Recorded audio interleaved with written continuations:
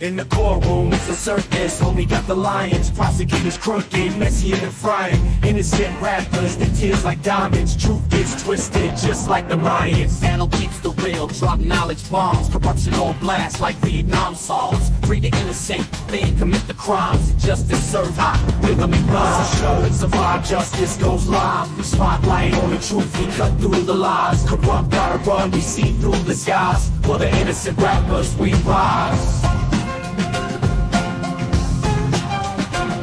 We rise.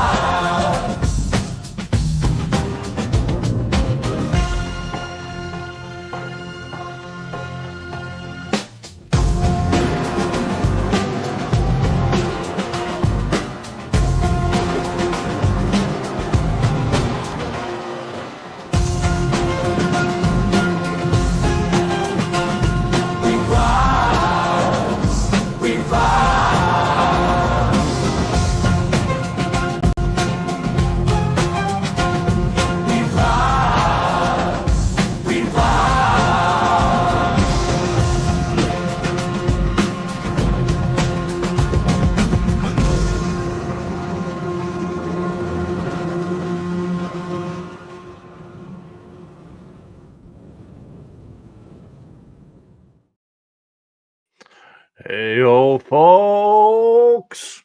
Welcome to Friday Panel Show. Today, things changed a bit last minute due to logistical reasons. I was planning on having some family members of Lil Rod here, but due to logistics, postponing, sadly, till next Friday. So we're talking about Marissa the Burrito, Vivorito, whatever. We are talking about the missing watch, missing things that should have been in that evidence, in that evidence bag. Should have been there. Should have been there. Wasn't there. What else isn't there? We don't know. And also in the civil forfeiture, because they really, the DA's office really wants everything that Young Thug owns. Everything. And it seems like they pre-spent some things. So we have a lot of interesting things to talk about today. I will have Empress Fox on. I talked to her earlier today. She will be here. She's not here right now. And also somebody who works with both criminal and civil.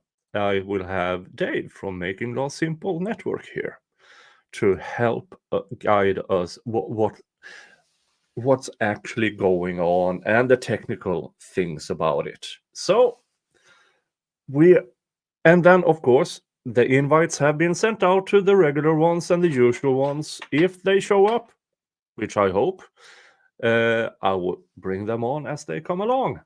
And one asked, if we go for 3 hours, I will have Dennis Byron on here. If we go on for that amount of time. And because he can't be here before 9 p.m. So that is what we are going through today. Let's see here. Who is here? Shawfoss, hello. Kristen Vasquez, Blue Skies. Karate Cat Mom. That's a good name. D. Johnson.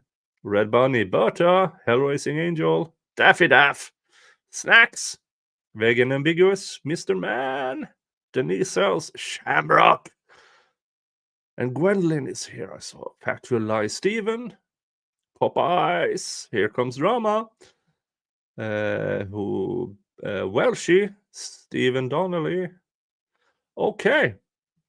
Now, for guest number 1 who made it. Here's Dave. Hello. I had to step away for a minute to go battle a mouse. round one, the mouse won. So I might, if I go, the camera goes off and my mic goes mute for a minute, it's because I'm battling the mouse again. So we'll see how this ends up. Now, thank you for having me, Nick. Yeah, thank you for being here. Thank you for being here.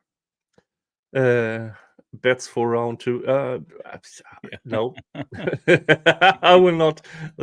Well, so I have two cats that are currently chasing it, and just so you all know, I get, for some reason, I get mice quite a bit down here. And when they come in, I have a bagless vacuum, and I try to suck them up in that and then take them outside before the mice get to, or before the cats get to them. Because when the cats get to them, then they're dead. So I'm trying to save their lives. They just don't know it. Yeah.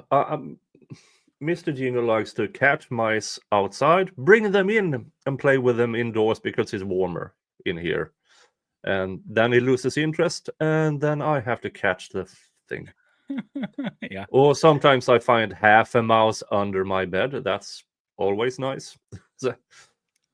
Yeah, that's never fun. We've found them playing with dead ones before, and so now when we know when they're on to something, when they're hunting something, and so now we keep an eye on it. All right, let's get going here. I'm going to show. I think most of the audience has already seen it, but in context, because I don't think Dave actually have seen that investigator Vivorito, how she testifies about this damn watch. And see here, boost. I shows this because when Max Shard grins like that, he knows something is about to happen. When a lawyer smiles like that, when you are in cross-examination with the state's final witness, yeah, something's up. Something's up. So this witness is being called to go through the evidence that was seized at the house, right? Well, this is cross-examination, and she's been testifying as both a gang expert and a fact witness simultaneously, which I still have a hard time grasping how, first of all, having this dual witness thing, and then at the same direct examination. I have a hard time coming to terms with that. I have no idea how that is even, because that's self-bolstering, if anything. Hey, here's a fact witness.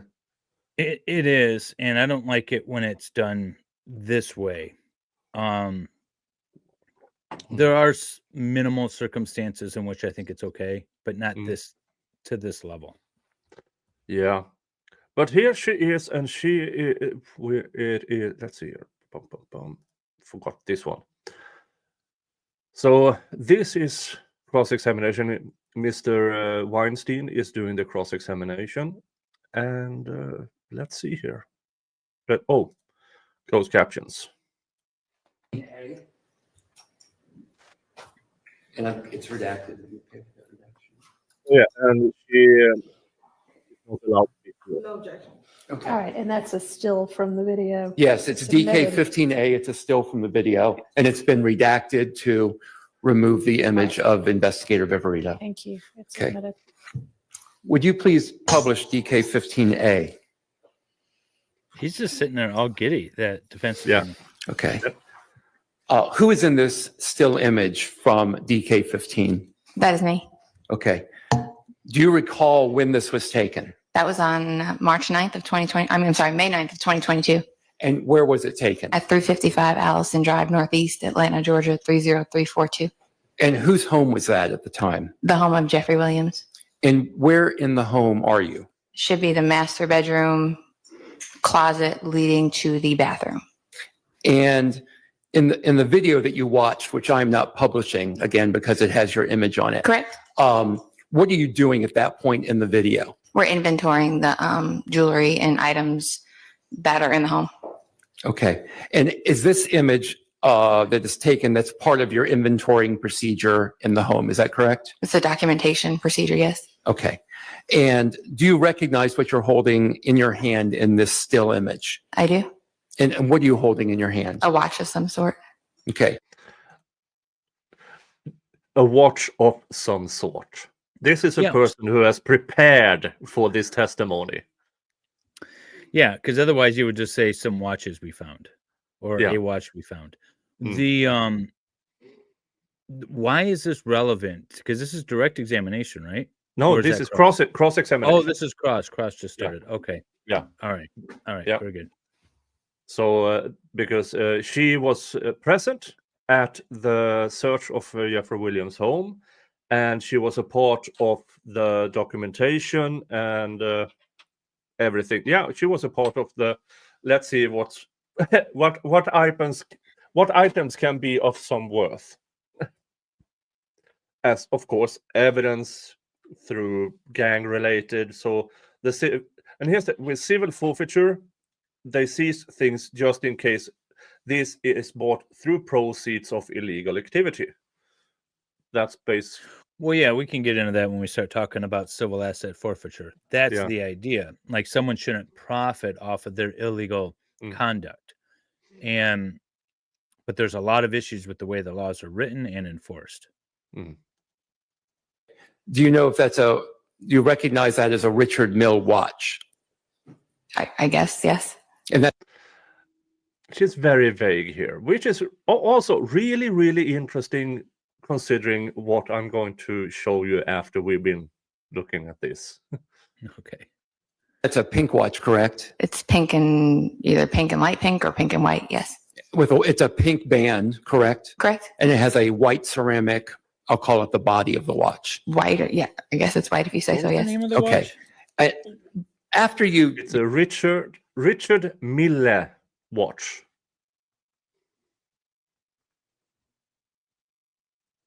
Oh my Now that- God. They go for yeah. 2.5 million. Now, not this particular one. This is, at the time, it was valued at roughly $350,000. So there's one, the first one that popped up was 2.5. Then the next one was 1.7. Then there's 310,000, 27,000.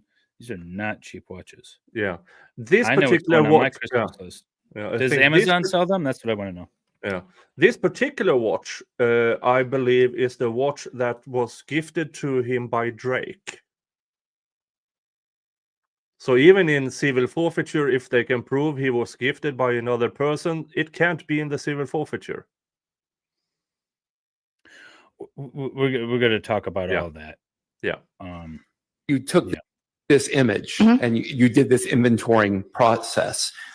Where did the watch go after this? If you watch the video in its entirety, we're inventorying everything in the closet. There's a bunch of small boxes everywhere. So if you watch the video in its entirety, you take it Which and the you're not watch allowed is to do. photographed like this. Box is closed. It's taken and put up on the shelf in the upper left-hand corner. She's all of a sudden she's really, really specific. Oh, it's a watch of sorts. Yeah. Oh, I guess so. But then, oh, bum bum bum bum bum bum bum. She's almost as she prepared for it. And the inventorying continues. And then jewelry starts getting packed up and getting ready for the evidence team to come and take it down to property. Okay.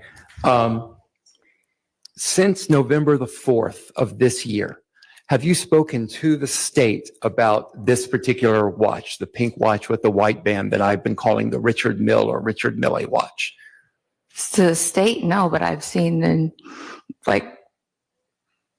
Twitter coverage of it going missing or whatever you want to. I did see this part. I hate the way the judge just brushes this off. Yeah. Don't even approach me, counselor. Yeah. Because it's the final witness.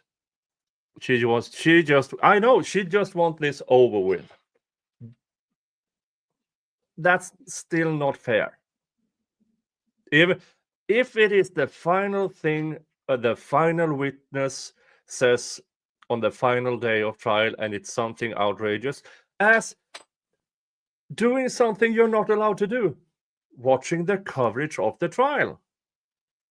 Yeah, it doesn't even matter what the issue is. If it's grounds to be addressed and objected to, then it's ground. I've had a trial where we've gone through jury selection and 4 days of trial. We were literally on the last witness with the last jury question of the last witness. And because of the jury question, we had to declare a mistrial. It happens. I know Yeah. this case is longer than 4 days, but still, Yeah. it's something that needs to be addressed. Yeah, and even if it's an 11, in 5 days, it is a 1 year on the date in 5 days. That'll be the day the jury comes back with a verdict. Yeah. Oh, I hope so, and I hope it's a not guilty just to put a foot in the arse on the prosecution. But even the rules are rules, especially at trials. They should be taken seriously, no matter how long a trial is, especially in a trial this long, because if they all of a sudden say, the longer the trial, we will ease off on the rules, that's not good. Maybe Well, no, I mean, there's a camera in here. They know that it's being live streamed. You just are not supposed to be watching it. Oh. And you asked that in the evidence. So Well, just keep moving. I wasn't watching the trial, but my name. Don't worry about it. Okay. Just keep moving. Okay. Unless you need to approach about something else. No, that's fine. Okay. Okay. So tell me, and I'd like to know about this. Tell me, in the whatever coverage you saw, what did you learn about this watch that came up in this trial? Sustained. Well, yeah, sustained. Okay. So after this watch was inventoried and you left it for, I'm sorry, who did you say takes the watch after the inventorying process? So if you watch the video in its entirety, Which I can't show here, but go Right. ahead. But if you watched it, like I watched it, the watch gets boxed back up and placed up on the shelf, and it gets left there by the team as as an accident. It was left there. That part isn't shown, that it was actually left there on the video, as far as I know. Well, it The sounds body- like even the way she's describing the video is that it was placed up back on the shelf, and that's on the video, and then it was left there. Yeah, But that's when she's saying when the evidence team came through, it was left there. But that wouldn't be on video. no, they're that not wouldn't be on documenting. video. No, this part, when they are going about, here's this part, here's a necklace, here's a wristband, here's another watch. That is what they're showing. Okay, this is what they are going to take back as evidence. And then once it's back, if I understand the procedure correctly, they bag it at place, get it back to the evidence table or something. They itemize it, put it back in the bag, seal it up again. And Yep, and it should sit there. Yeah. And and go nothing nowhere. should and nothing should be missing. Home was then turned over to Mr. Williams Sr. and Mr. She skipped the part there, what she said first. She skipped the part where they handed it over to the evidence team. Now it's all, and then we turned it over to Mr. Williams Sr. and Mr. Garfield. And this is so stupid. Garfield Lamond to take possession of the home. And is it a normal process when you're taking jewelry from the home or high valued goods that you leave behind a $500,000 watch on a shelf? First, I don't know the value of it. Second of all, We will get there. We will get there, folks. We will get there. like I said, there were numerous jewelry boxes. It was, if you watch the video, everybody in there had on body cameras. I was made sure I was on camera at all times. There's camera. Everybody in there had body camera, except Miss Vivorito. It seems. Why is she not allowed to show her face? Um, Did they say? well, I hate the that. prosecution I mean, most cops and investigators have chosen to not have their faces if they can find a good reason for it, and apparently she found a good reason for it. Okie doke. Yeah, and I say it's BS, but that's the judge's ruling. What's interesting there is what we've seen Miss Vivorito, her picture on AP Atlanta Police Departments on their webpage when she got awarded the 2021 Investigator of the Year. And I mean, her picture has been plastered, but just a day or two before she took the stand, scrubbed. All pictures of her gone. Yeah, It's I mean, the- to me, that's cowardice. Yeah. I mean, at least over here and in trials I've covered on this channel, most cops are proud to be there, showing we're not scared of you. Well, the certain instances when they're not, it's usually because they're undercover officers and they're currently undercover and they don't want that exposed. But it sounds like this woman is not currently undercover, so I She's don't know what never other been. excuse she would have. She's never been an actual cop. She's now an investigate. She has some tailor position as a. That's exactly right. Yeah. She's that's caught on camera doing something somewhere. Yeah, probably. Yeah, but now she's in the intelligence part of the coordinator, investigator, gang expert. She got that position in January of 2023, I want to say. So It more or less, sounds like the most just corrupt as organization down there. yeah, it's stupid. throughout the home.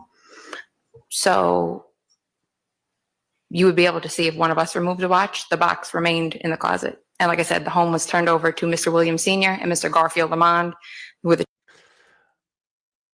She blames she blames her dad, Mr. Williams' dad. Is she a civilian crime scene investigator?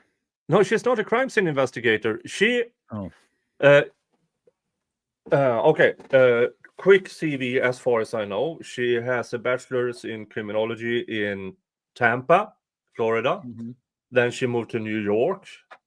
She got into police academy, and then it is a 3-year gap in her CV.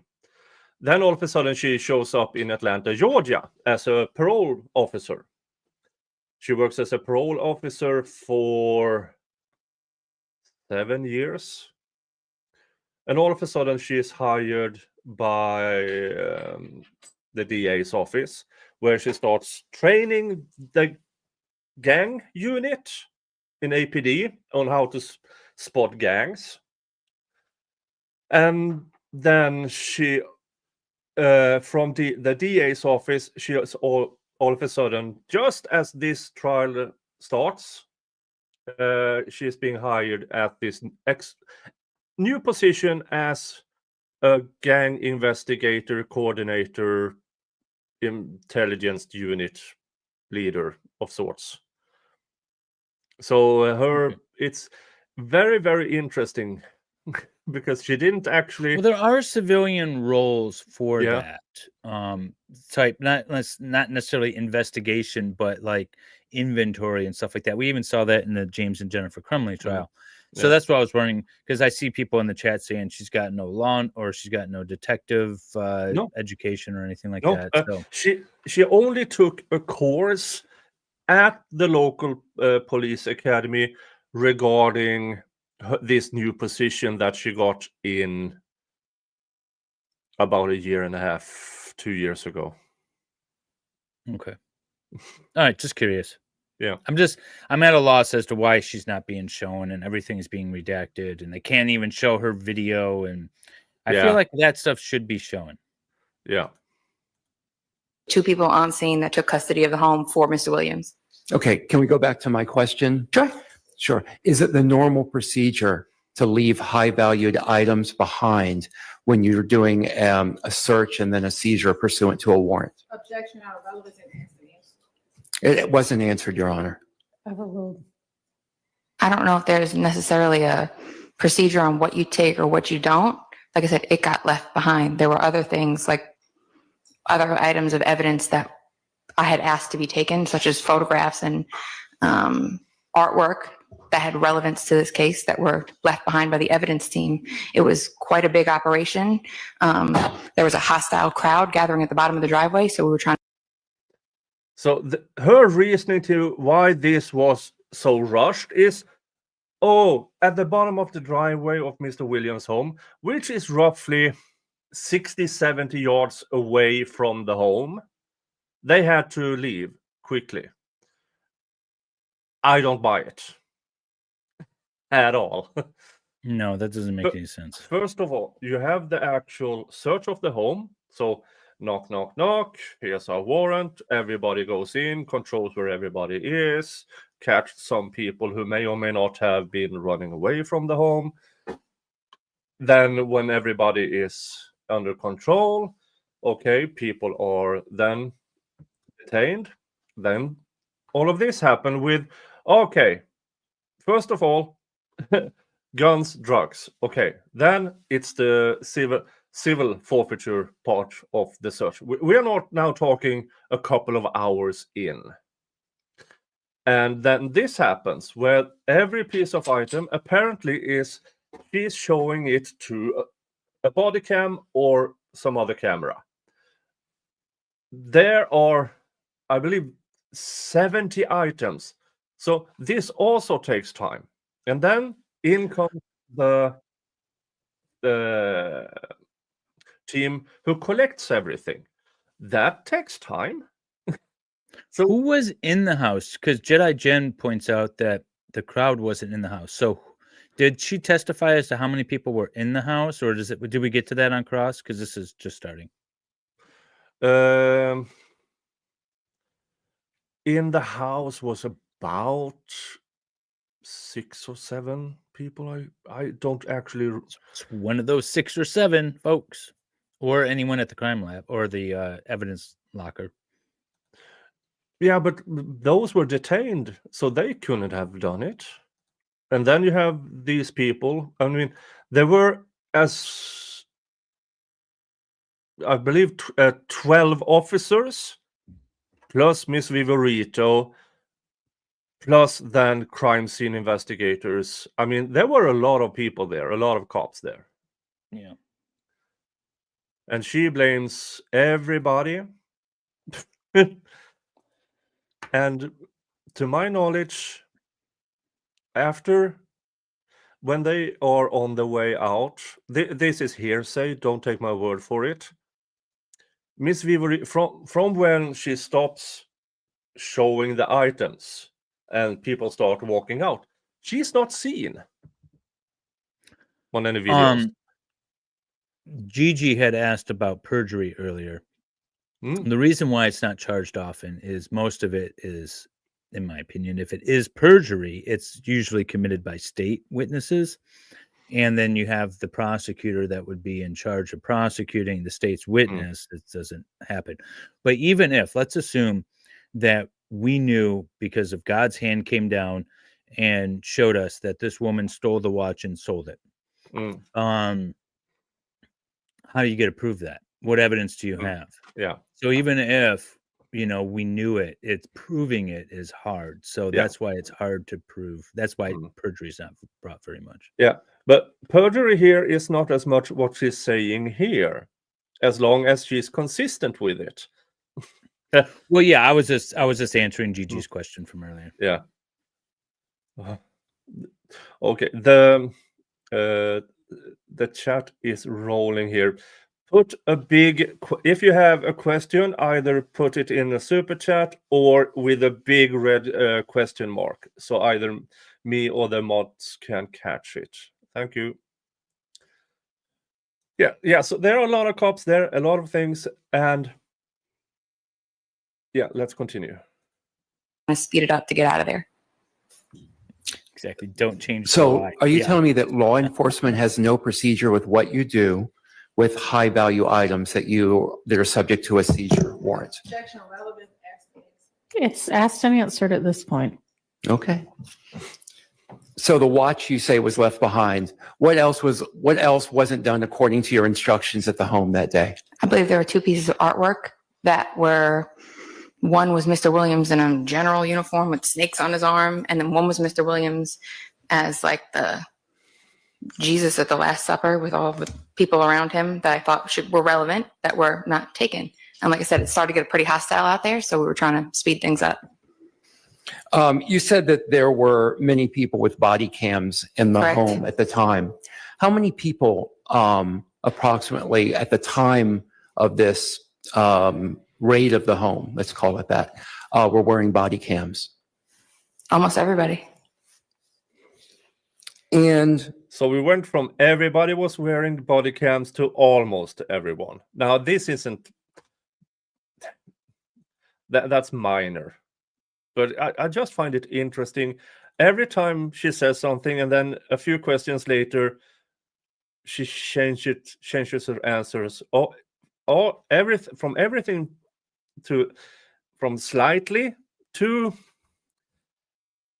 more than slightly. Yeah. I mean, that's qualifying your previous answer. That's what we call it, or that's what I call it anyways.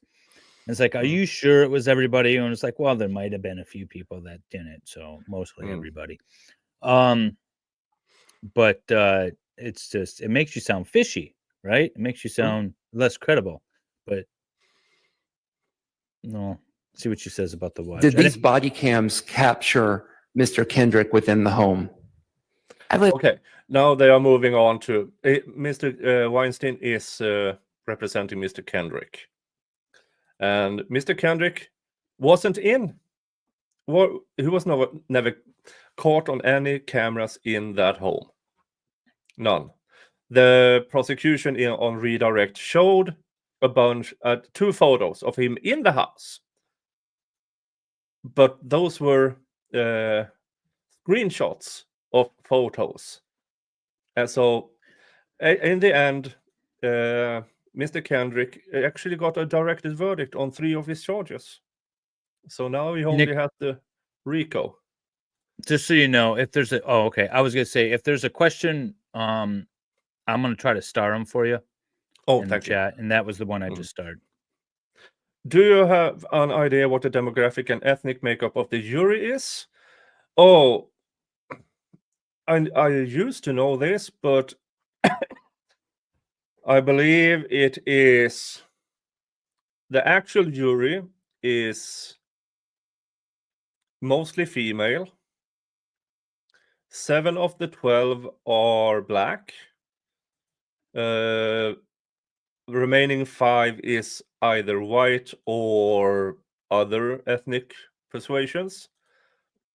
And the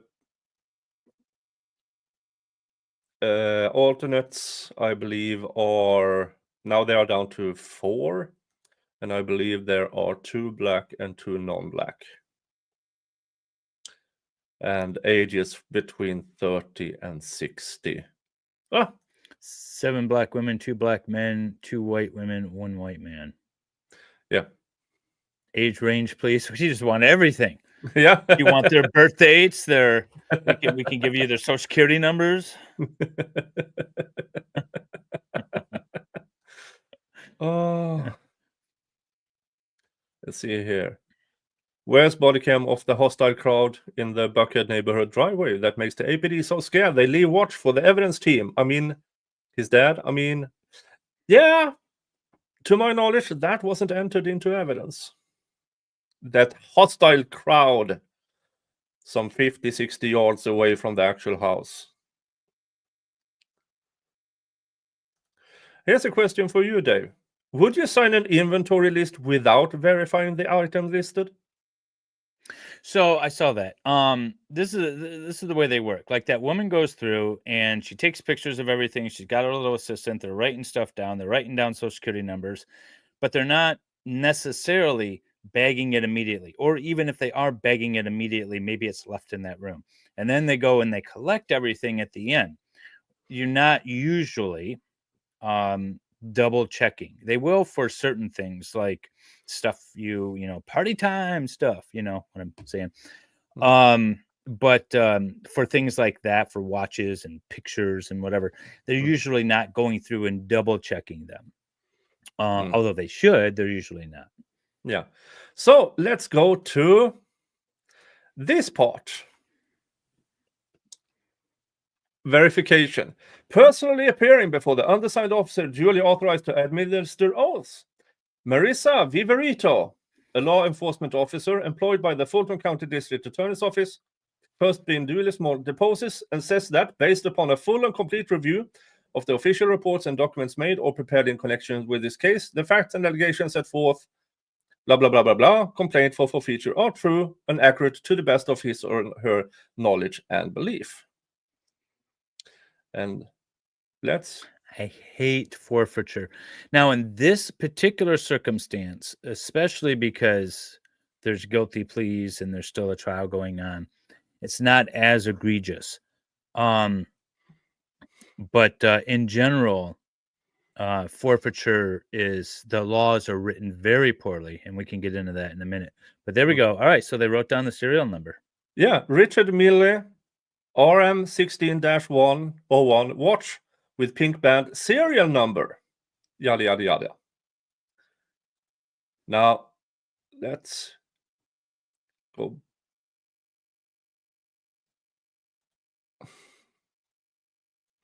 Let's go back to this. This is how she handled it. Outside of the box, or box opened on that pad. And anybody who knows that the serial number is on the back of the clock, of the watch, not the front, on the back. So somebody had to remove that watch from that pad to get the serial number down. Which means that watch was taken from the house to evidence in order to be itemized. And again,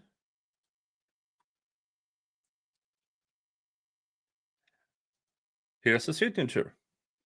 Who is Vivorito? This is Marissa Vivorito. That is the person on the stand. Oh, would she have a conflict of interest if she was Shannon's probation officer? No. No. No, because no. there's no conflict created there. She's on the same side of the V no matter what. The conflict is if you pretend the microphone's the V, right? And you're representing positions on either side. That's the conflict. But if they're both over here, there's no conflict. Yeah.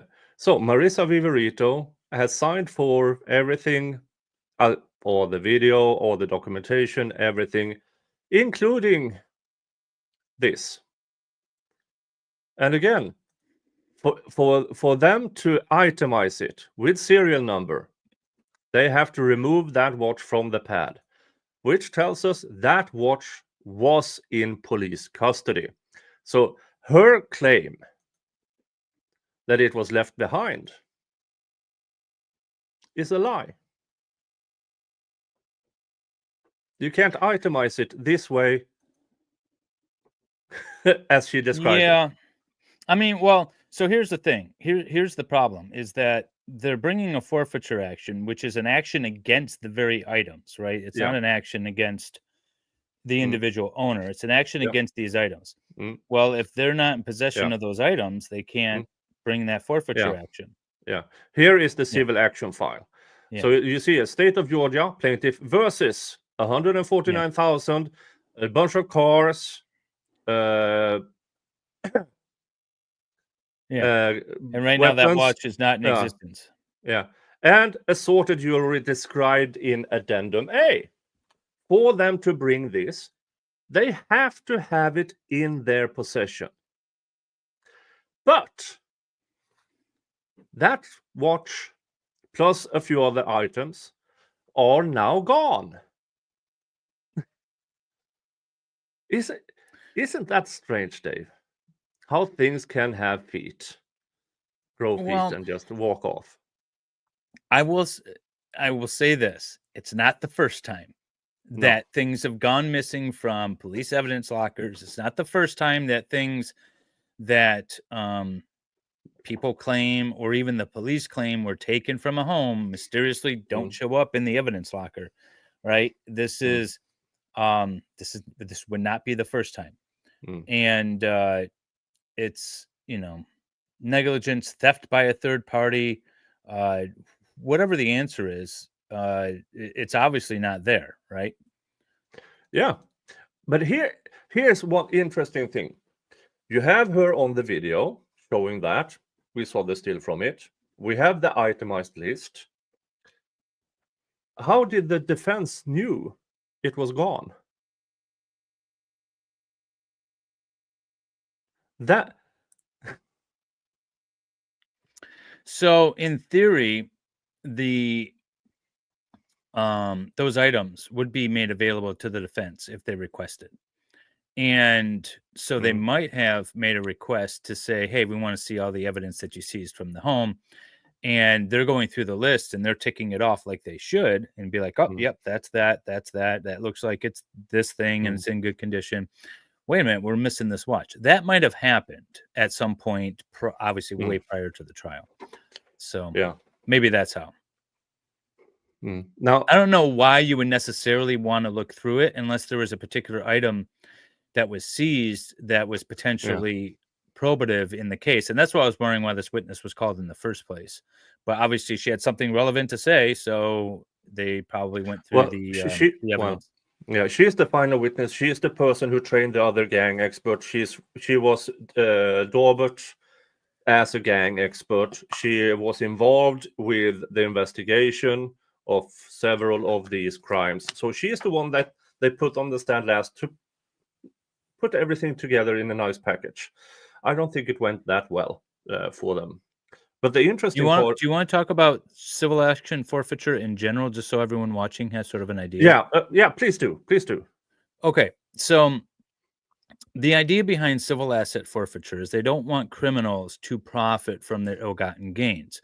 So, for example, if a drug dealer uses the money that he earns through dealing drugs to purchase a car or a house, the laws were designed to be for the police to be able to go seize those, the house and the car, because they're the proceeds from ill-gotten gains. That sounds good on paper, but the way it's written, it allows, first of all, if you want to recover those property, it allows the police to first take the items, right? They can take them because they're potential evidence for criminal charges and that sort of thing, and then hold them, and they must keep them in good condition. And then if, depending on what happens with the investigation, when it's done, presumably you're not found guilty or charges were never brought, you can sue to get them back. If you don't, the state has to sue to take possession, and that's what's going on here. They're suing to take possession. But the way the law is written is that it doesn't require a criminal conviction. It doesn't even require a criminal charge.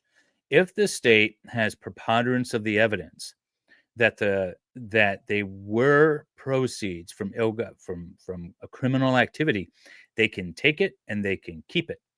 And if there's no evidence of it, oftentimes the value or the cost to litigate these things outweighs the value, and you don't get your attorney fees back. So say if a police officer, there's many cases, police officers pull over people and they ask them, how much cash do you have in your car? The reason why they're asking is because they want that money. And say you have $8,000 because you're doing with it. You just took it out of the bank and you're going to go put it into another bank.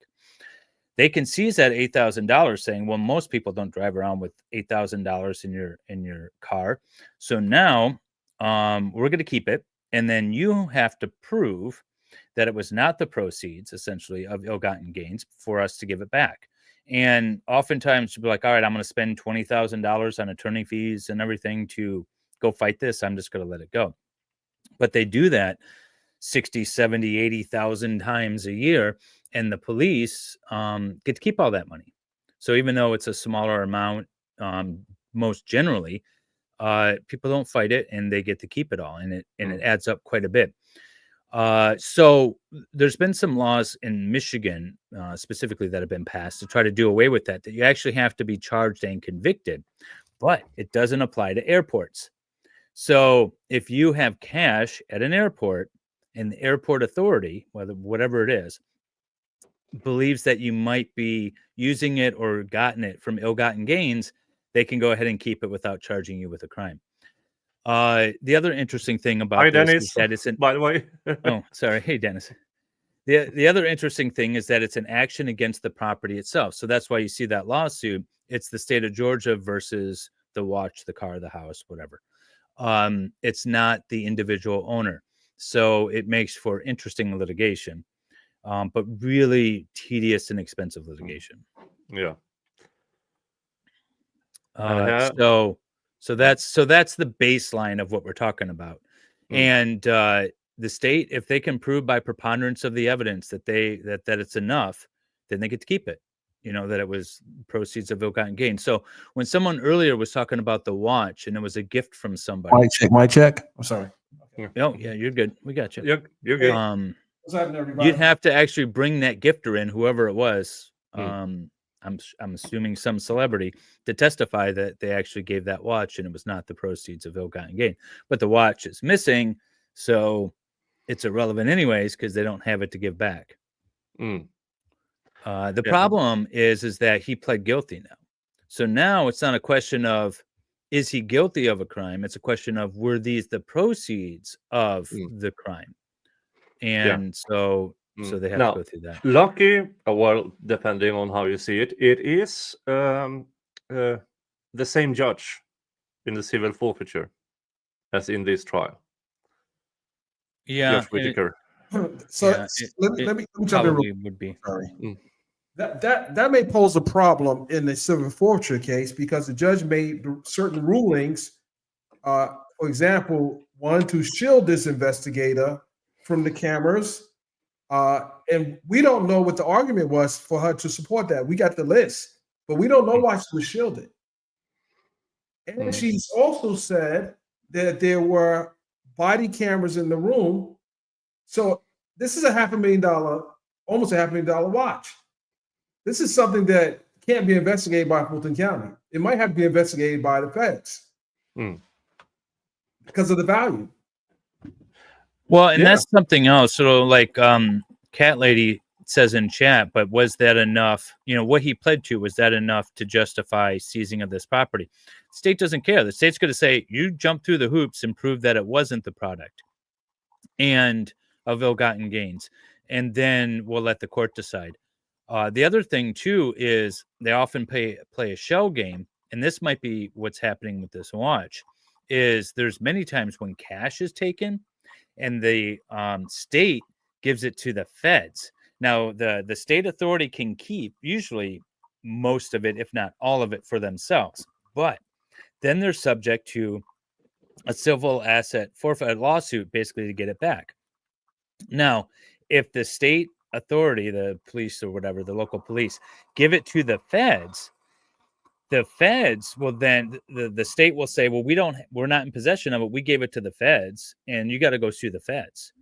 And it's like a little shell game. But the state authorities will also get somewhere like 50 to 60% of that back. So say if they took $100,000, they're like, you know what, we don't want to argue about this $100,000. We're going to give it to the Fed. The Fed will give them back 50 or 60,000 that they could just keep free and clear, and be like, no, we don't have it. We gave it to the feds.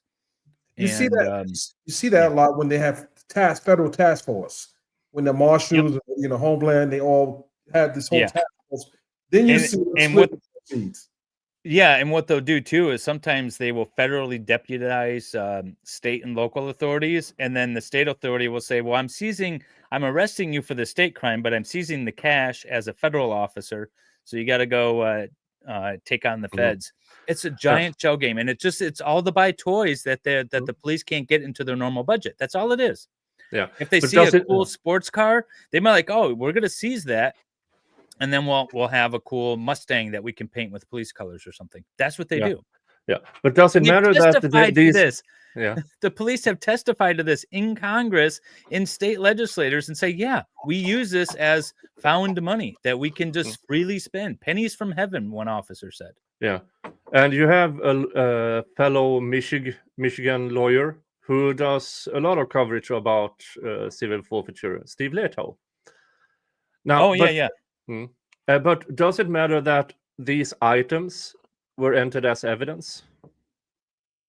Well, it does for the purposes of this. Like, the property has to be maintained under, I don't know what the statute would be, but I would assume Georgia has a statute that the police have to maintain these items for the purposes of disclosing it to the defense and to the extent that they're involved with this particular case. But once this case is done, then they're free to acquire them through the civil asset forfeiture. That's why this lawsuit's been filed now, because it's against all the property taken from Young Thug. He pled. The case is done, right? The civil forfeiture was. This is also interesting because the raid or the search was on May 9th, 2022. This was e-filed on July 7th. The items, so the items were in the cops' possession for almost 2 full months before they actually filed the civil action about we are seizing these items. And well, you don't have to file the civil action to seize the items. You can seize it as part of your investigation, and then you hold them as part of your ongoing investigation and subsequent trial.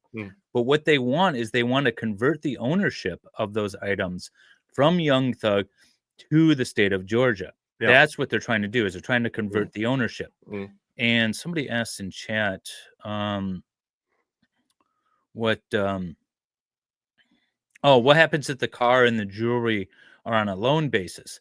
It's against the property itself, not the owner. So if you loan somebody a car and that car is used in a crime and the police sees it, they can take it and keep it because it was used in a crime. It doesn't matter who the rightful owner is. Yeah. That's why the laws are written that way, because otherwise people would just lease vehicles or whatever, rent vehicles or borrow them, and then be like, oh, you can't take it because I don't own it. My mama owns it. You know, she didn't do nothing wrong. Yeah. So that's why the laws are written the way they are. Yeah. One of the lenders of jewelry has filed suit to get the items back, and it is jewelry. I've heard both $100,000 and $1 million worth of jewelry. So I assume it's somewhere in between. Depends on what they are insured for. Nick, you had I don't know if you brought the itemized list up of the things that were procured from the anesthesia. Was that watch listed on the list? Yes. Yes. Okay, so if it's listed on, they vouched it. If they vouched it and they have it a serial number, then if they don't have it in their possession, then someone's lying. Someone's lying about the watch. Yeah. Well, like I said, with the whole shell game idea, right? You know, it's most easiest to track when it's cash, because this, you know, the police will just say, "Oh, we gave it to the feds." So we don't have it. You got to go deal with them. Fulton County District Attorney's Office have their own civil forfeiture account. So the DA's office have that account where things seized gets put in there, which is quite interesting because 8 days after this suit was filed, Nathan Wade started to get paid from the civil forfeiture fund, allegedly. Now the DA's office have scrubbed that, but I have it. Nice. So July 15, confiscated funds, seized property. He was started to get paid 3 times 32, 34. Well, yeah, we know Wade has the watch. We know Wade has the watch. He got an early bonus. He got an You know, early. that cash that was seized is the same that Fanny keeps under her mattress, and she pays for all of her trips with. Yeah, because Hey, man. in cash from Mr. Williams' property was $149,600. Here, all of a sudden, Mr. Wade gets paid $103,000 right after they put in the paperwork for seizing it for civil forfeiture purposes. And I don't know how much travel they did for all the money that Miss Willis had in her mattress, but yeah, if Well, you have, she didn't lie. She says she keeps cash on hand. yeah, She says she keeps cash in her house. yeah. Yep. We didn't ask her where she get the cash from, but she keeps it. You know, she said her dad tells her to keep money, keep a stash in the house. Well, Yep. Well, in order to have that cash in your house, you need the cash to begin with, and apparently there are no withdrawals from Miss Willis that can show she has actually tens of thousands of dollars at her house. and I'm not saying that she took any money. I'm just saying that you gotta. I always say follow the money. The follow the money will lead you to Always follow the money. always follow. The money. And even with this case, I didn't know until recently that all this was seized in the house, and then it makes you wonder why the judge didn't grant him a bond. And then I can understand why the defense attorneys wants to take an inventory of what was taken from the house. These lawyers got to get paid as well, so they may have some dibs on these assets as well. Because the guy was sitting in jail for 2 years. Yeah. Yeah. Now, it's now just we interesting. do know somewhat of what the money might have gone to. I have allegedly authentic photos from the Aruba trip.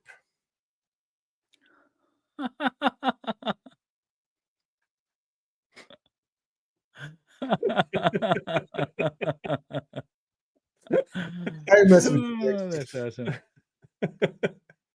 I'm Who having said way it in too the much- chat? Wade can't handle the strong woman, and Fanny's not making them a sandwich. Yeah, that's true.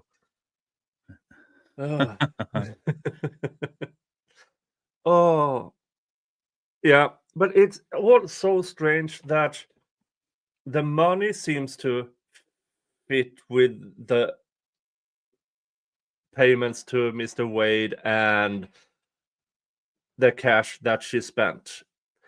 And then you have this investigator on the stand saying, "Oh, we left it behind." Well, how did it get itemized if it was left behind? That makes no sense at all. Well, I mean, I kind of explained it away. I'm not trying to play devil's advocate or defend her, but like I said, if she's taking inventory, they're writing it on a clipboard, her little assistant is taking pictures of her, they set it all back down, or they bag it later.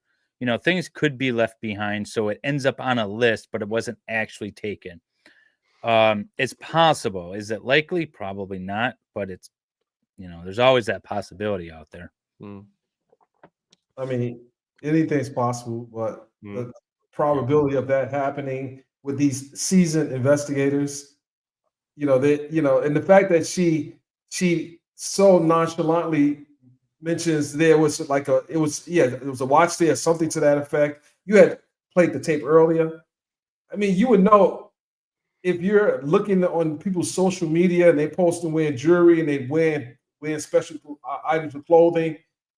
You see a watch, Richard Mille, and you are covering rappers, especially someone like a Thug, and that didn't kind of spark your interest. This is a very nice watch. I have a watch collection, and if I saw that watch, oh yeah, this is a nice watch. You might want to, Yeah, I mean, I have a tiny watch collection as well, but my watches are between maybe $100 and $500. I got an Apple Watch, and I got rid of the rest of mine. I didn't do that yet. I might have to because I'm with the Apple Watch. Yeah. I want to address this real quick. It says his no contest plea meant he is free from civil liability for those pleas. That is incorrect. The no contest plea means that his confession or his plea cannot be used against him in any civil suits, but it doesn't mean that he's free from them. He can still be sued for whatever, for wrongful death or for the civil asset forfeiture or whatever. The no contest plea does not shield him from that. It just says that you can't use his plea against him. Yeah, He also can be sued by the jewelers that loaned him the jewelry if they seize his assets, and for whatever reason they're able to keep them. The jeweler can sue him as well. He's artist working, so Yep. He's not Yeah, immune. the jeweler. Yeah. He's not immune for any lawsuits. I'm just starring a bunch of questions for you, Nick. Yeah, okay. Let's go through some. First of all, Tracy Fagan, she works in the HP Plus. I thought she was in charge of printers. No, Miss Vivorito is not in charge of printers. She is the coordinator between the DA's office and the gang unit, more or less. It's tailored for her in order so she can claim in a court of law that she actually knows stuff. What, Dali? No, you changed your name. It's Ilya now. Yeah, it's Ilya. Nick, Ilya. why would you let Dave on with his antics? Because of his antics. My antics. Yeah, that's right. Hey, Dave. I was not a member when I started to your board. Oh, okay, let's see here. The demographics, we have talked about that. Oh, yeah, we went through those. Where's body cam of hostile crowd of the Buckhead neighborhood driveway that makes APD so scared they leave watch for evidence team? I mean, yeah, to my knowledge, there are no body cam evidence of that crowd in evidence. There might be, but who cares? There are the SWAT team. You have investigators. That crowd is at the end of a 50 fucking yard driveway. They don't care.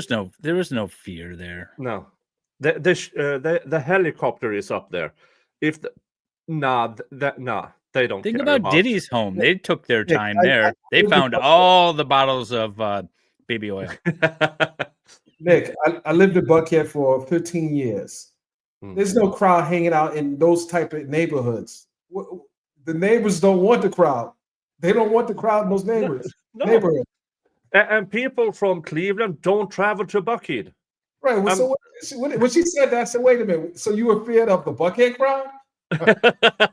Oh no, the boxed wine drinking moms. Oh no. The nannies gathered? And if you recall, when Doug got arrested, if you look at the footage of his arrest, the street was cordoned off. So where did this crowd come from? From his neighborhood. It was cordoned off. So where did the crowd come from? You didn't see a crowd outside when you saw the press out there, and the press was pushed back. Yeah, so that's a whole lot of more BS from investigator Vivorito. Would you sign an inventory list? We already went through that. Let's see here. Oh, yeah. I started. Please don't try to read them, though. Yeah. I'll start the questions, but I won't try to read them. Rambling Rose. Hey, Nick Mods in chat. Did you all see the video of 3 officers in Texas who stole high-valued items from a family who were getting excited from their home? It's supposed to be evicted from their home. Evicted from their home. No, I have not seen that. I have not seen that. Wouldn't surprise me. Nope, not surprised at all. Ocean Beach, they bag everything but watch. No way. Also, there are 2 Mille watches taken. 1 white, 1 pink. No, it's a black band and a pink band. At least that is what is in the itemized list. But still, in order for them to get because they have the serial number for both of them, and you don't get the serial number unless you actually take it with you. You have the rough, which is documentation. You show it for the camera. Here's this thing. Here's this thing. But the itemized list is in the precinct. So no, her explanation. Nah, not buying it. Duchess of Fluff. It recorded the serial numbers while they were probably on the property. They bagged it, they sealed it, and they put in whatever in the bucket or whatever they used to carry it out. But it didn't stay in the house. For her to suggest that Mr. Williams or whoever who they surrendered the house to once it was clear, I mean, that makes no sense. You know, like because he would have said something. Hey, I got the watch. Don't worry about that. Mm. You're not suggesting that his father's stealing from the son. That is what investigative Vivorito implies. Well, we handed it over to William Sr. and that other person, probably a lawyer. It does not make sense. Duchess of Fluff, what recourse would a private citizen have if the items that were seized end up going missing? Well, So it depends on what your ownership is or your interest in it and what your connection is. So if you're like we talked about the jeweler, right? Then they would have to sue, say, Young Thug. If you're the rightful owner of the property, then you could sue the state, try to get it back. If it's part of an investigation, you might not be able to get it back until that case is done. And if you are the subject of that investigation, presuming that they can't prove that it was proceeds from ill-gotten gains, then they'd have to give it back too. But you essentially got to sue the state on behalf of the item. Yeah. Over here, we have one of the local courts that handles what you can actually sue people here in Sweden as well. And one of the items that went missing in one case was one of these rare collectibles of sorts. And the person who lost it, allegedly, was ordered to replace the item. That person tried to, no, I can give you the monetary value at the time, but now it's 5 years later. Yeah. Replace the item. So he had to go to find that replacement item. And yeah, that's the thing. It became really expensive. If you are in civil cases, like if someone steals something from you, we've done away with this whole suing on behalf of the item thing to get it back sort of thing in civil cases. And you just sue to get it back if it's like something of sentimentary value or unique value or things like that, or if not, get compensated with the dollar amount that it's worth. But they wrote the civil asset forfeiture statutes in a very specific way to go back to this old way of doing things where you actually have to sue the item. And it's because that way the rightful owner doesn't get a hand to play here. So it's really bad. Ocean Beach, why are they not talking about 2 missing billiard watches? I don't think the other one is missing. If it were, they would have brought it up. But they are bringing this specific one up. There's only one missing. Is there another one missing as well? No, just one watch. Yeah, just one. And why do you think defense attorney Weinstein was, because she was questioned about the watch early on, and he brought it up again. I think he wants the jurors to think that, this is just my opinion, he wants the jurors to think that, well, if a watch goes missing, what else is yeah. What other evidence went missing? Whatever evidence was conjured, whatever, Yeah, if we have all the expensive of a watch goes missing, something else is going on here. Yeah, we have all the missing reports. We have the missing surveillance video from the McDonald's. We have the missing report from the hospital after the laundromat incident. And we already know one where the prosecution claimed there is no surveillance video from the laundromat incident. And all of a sudden, they found through that dispatcher, who amazingly those recordings were kept and handed over in by mistake, I assume, in So Discovery. another Brady violation. Yeah, but it was handed Potentially. over that the police chatter in the radio. That recording was somehow handed over. And in there, you can hear the cops saying, you need to let this Toyota go through. It's the owner, so we can check the surveillance camera. And then a few minutes later, there are cops watching the surveillance video. And I the remember prosecution claimed it never existed. So it all ties together with where are the reports? Where are the surveillance video? Where's the watch? Let me ask you guys a question. Is it uncommon in your experience that law enforcement investigators don't retain their notes of a case that they're still like this is an indictment that hadn't been, well, this has been a case that has been going on for 9 years, approximately 9 Yeah. years. They didn't retain their reports. Is that uncommon for law enforcement, in your opinion, to not keep any notes regarding their investigation? It's common for them not to take the notes that are, I didn't take notes on that particular thing when they're, favorable to the defense. I haven't run across anything where the officers have said, oh, I took notes down, but I destroyed them, or I don't know where they are, or things like that. I didn't maintain them. We trashed them at the end of whatever.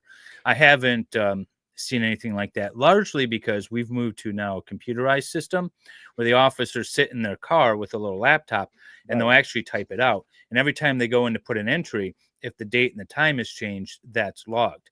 Now, I have seen it where, like, oh, I didn't include that in my report, but not necessarily where the notes go missing or just get destroyed. I believe it was Detective Gaither who, after she wrote her report, she shreds the notes. That's well, first of all, so the notes are taken down by hand, is what she's saying? Huh. Well, I have actually seen a situation where an officer made a police report based off of going back and watching the body cam, and then the body cam went missing. That disappeared. So there are situations like that, but I don't know very many officers around here that take handwritten notes. Yeah. Malfunctioning body cams, we have heard there are a lot of cases of how did that malfunction right at the time where this beating happened? We don't know. It just malfunctioned. Yeah.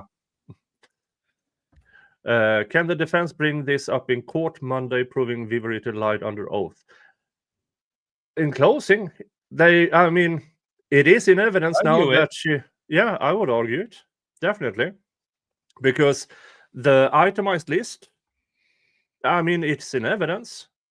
The items are in evidence. And yeah, I would bring it up. Well, but not striking her testimony. That though, both the prosecution and the defense have rested. That part of the trial is over. So there's no striking of testimony. There's also a request to do it, and the judge denied it. So I don't know why you'd bring it up again. And the judge actually specifically said, like, you can argue it, but I'm not going to strike it. And here's the thing: Vivorito is going to come back up in these other cases because the other like Miles Farley. He's one of the people that has yet to be prosecuted, and you have other defendants that haven't been prosecuted. So she's going to come back up, and I don't know how they're going to use her, but this is not the last time we're going to hear from Vivorito, assuming Miles doesn't take a plea deal. Yeah, this is a prior hearing or trial. I don't know if they can reference a prior trial to the jury, but a prior of sorts.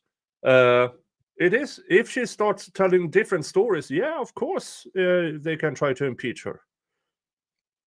the more the better, and especially when she herself changes her story on the stand.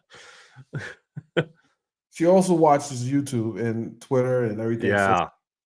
she this is a dry run for her, so to speak. So she knows what will likely be asked of her. So Mm. she has a opportunity to sharpen her testimony. Well, and that's also partly why I think they went down this road on the defensive end too, is because it's an opportunity to cross this woman and get her locked into her story, Yeah. so that she later can't back out of it so easily in the civil asset case. And I'm assuming counsel is retained, or at least he's got an eye on that, right? He Yeah. knows what's going to Absolutely. happen there. Absolutely. I do that a lot with preliminary examinations. Me as a criminal defense attorney, I never waive them. I don't know why anybody would, because it's really your only opportunity to lock the state into their testimony, their witnesses into their testimony, and then you can use it against them later on. So never skip it. Lock them into their testimony whenever you get a chance. Tracy Fagan, thank you. They never ran financials on Thug. How does that affect the civil suit if you can prove Rapp bought it or Drake bought it? The state doesn't care, people. The state doesn't care. They will say, oh, you got cash in your car? You're carrying cash through the airport? You've got watches and all this stuff? It must be from some ill-gotten gains. You want it back? Sue us. Or tell you what, we're going to sue you. And then you prove that it's not from ill-gotten gains. And so the state's not going to care. Yeah. Nick, could you please clarify for stream? You are talking about pink Drake watch. Yes, it's a white ceramic, the actual clock part with a pink band. That is what is missing. I don't know if there's also a white Mille missing. All I see is the watch with pink band and a watch with a black band. I don't know about the third white Mille watch. Yeah, I don't. Michelle, thank you so much. It's interesting which payments the DS office pays in electronic form versus paper. Yes, it is. I agree. This is this is actually the checkbook data. So yeah, so Nathan Wade got paid via check. So there should be a paper trail, but those are the papers that they have been, which Ashley Merchant has been fighting with the DA's office, because she wants all of it, and because it's public documentation, public papers, and they have refused. But now the Georgia Supreme Court says, hand it over. Well, they haven't. It's not in a written any. I just wanted to address this. We don't only address comments and questions in the if they're super chats. If you put a red question mark in, we know that it's a question for us, and we've been starring those and pulling them up. So if you do have a question, go ahead and throw a red question mark in with your chat, and then that'll help us spot it. Yeah, and I've been asked. I mean, this is not a super chat. This is not a super chat. So yeah. Yeah, so this, what we are looking at here is the checkbook data, which, what's her name again?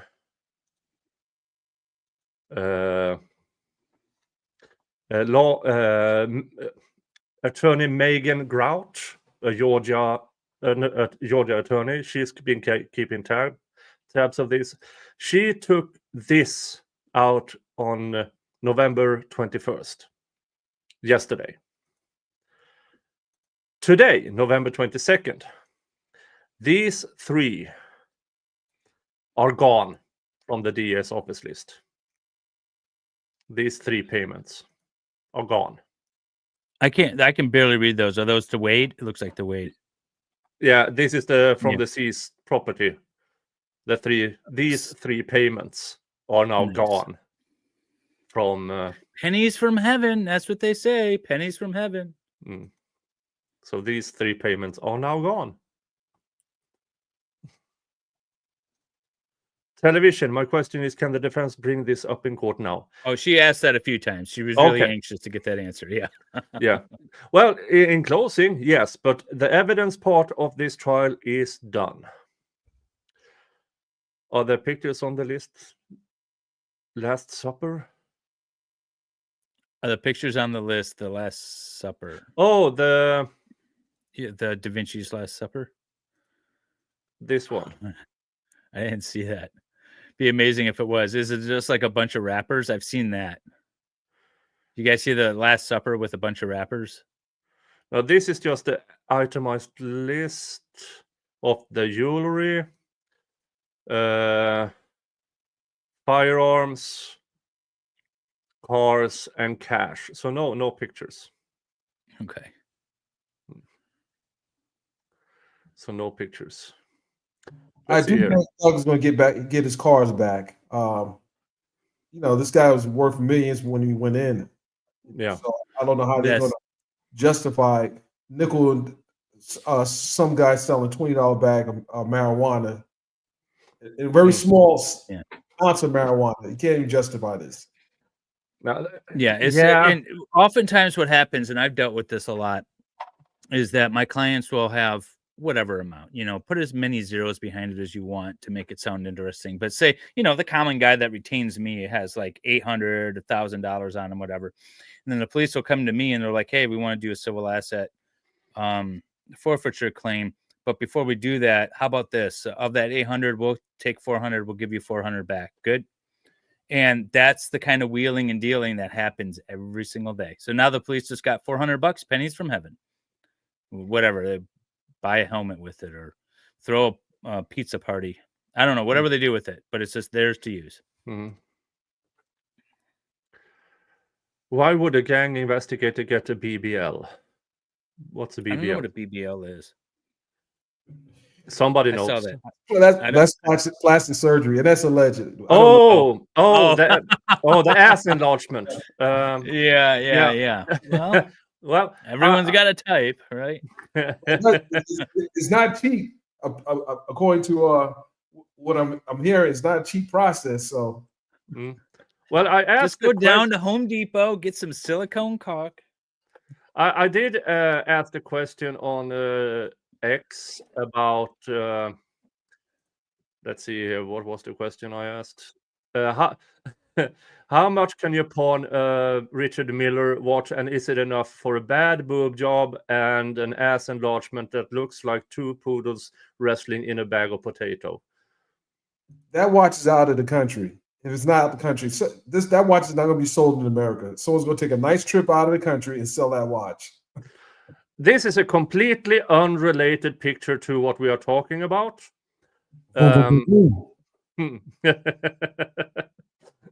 Completely unrelated. Because Miss Vivorito asked for her picture to not be shown. Too late for that. Oh, it's way too late for that. Well, I was just going to pull up Laura's comment again. It's okay if you're new to YouTubing. That's what we're here for. Yep. Will the other YSL cases be on Long Crime or streamed at all? I don't know. I have been bugging Kathy Russen for answers for quite some time because I'm going to cover it some way or another. And hopefully, because now December 3rd, Judge Whittaker has scheduled a hearing with the remaining defendants. And I hope it will be broadcasted. Ocean Beach asks, will it be hard to get a seat in the courtroom on Monday? If you're not there early, you're not getting a seat, and that's closing arguments. Yeah. And seeing that the judge has removed my electronics, I'll treat this as I'm covering a federal case, pen and paper. She really didn't do much. I have photos on everybody. What's the most interesting comment you guys have heard in the courts or in the chat so far in this trial? Max told Woody, so he just created fictional character to finesse, and he said yes. Oh, the Mike and Little Quay. No, Little Quay and Little Mike. The Oh, So the funniest thing that I saw in this trial is where Young Thug copyright claimed their own trial through YouTube when they were playing some of their music. yeah, Earlier in yeah, the but that's trial. the record That was label. The most That's amazing. yeah, that's on automatic. It's the record label that has that I on know, but it was automatic. awesome. Yeah, Yeah, but we yeah, I got got a couple of gotta do streams that. taken down because of it, but I won on appeal. So same here. I got struck, but it's fair use. And the rules won't be slurred. But I But afterwards, when they start playing music, I start adding my own proprietary music over that music. So I just thought that was amazing that just the idea, it's like the headline, Young Thug copyright claims their own trial. It's just yeah, and you always like it paid. the most fun, I mean, I think the 3 questions to Woody how old are you? What grown? Can you elaborate on that? I'm an adult. Can you put numbers on that? I plead the 5th, and I almost died. Nick, Oh, I'm gonna have to say, Nick, is Abati blurting out Kayla's business. I thought that was hilarious. oh, I yeah. lost the camera. I said, wait a minute, because I didn't see that coming. No, I did did not. I did not see the prosecutor blurting out because they're married. He'd been waiting this for week? so long to yell that out. That was last week. I wasn't prepared for that one. I said, wait a minute. He's not going to say he's a. The judge is like, wait, what? Are you serious? Oh, did you see? Oh, I saw this on X. I had so much fun with this. Free Shannon Bumpus? Hey, I shot that picture. Yeah, you shot that picture. Free Shannon Bumpus. But I had nothing to do with that. No. Rather. Oh, that was amazing. Yeah, and here's the thing, folks. Both me, Dennis, we got that information.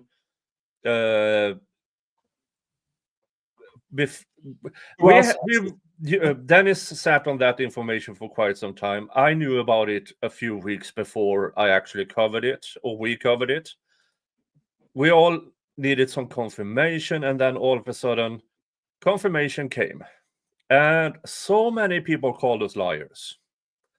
So many people. And wait, Nick, he knows that my title said confirmed. I don't say confirmed as a journalist. I wouldn't say confirmed if I didn't confirm it. Yeah, we still haven't heard the exact words from either Shannon or Kayla, but I mean, we are as close as we can be. We have the marriage certificate. We have everything needed. If this was a trial, we would get a conviction out of it. We definitely. All right.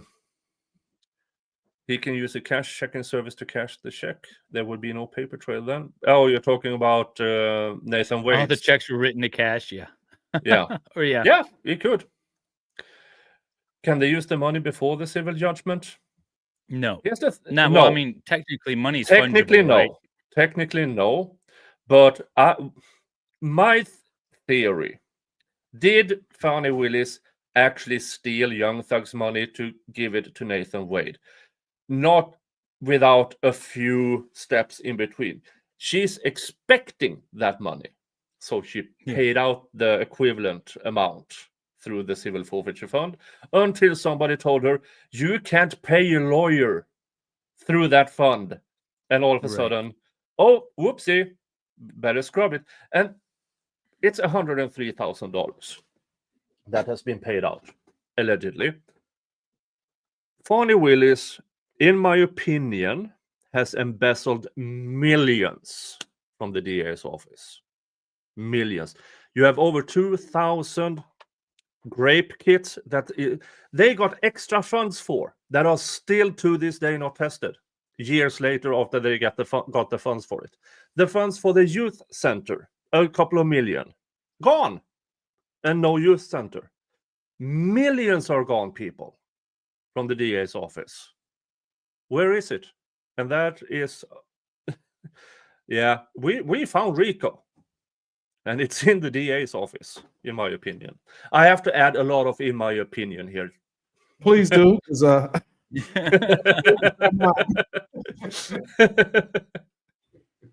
Vivorito said the pictures and watch were left behind, but only the pictures don't appear on the list. Watches are there. Yeah, Kobe's. Yeah.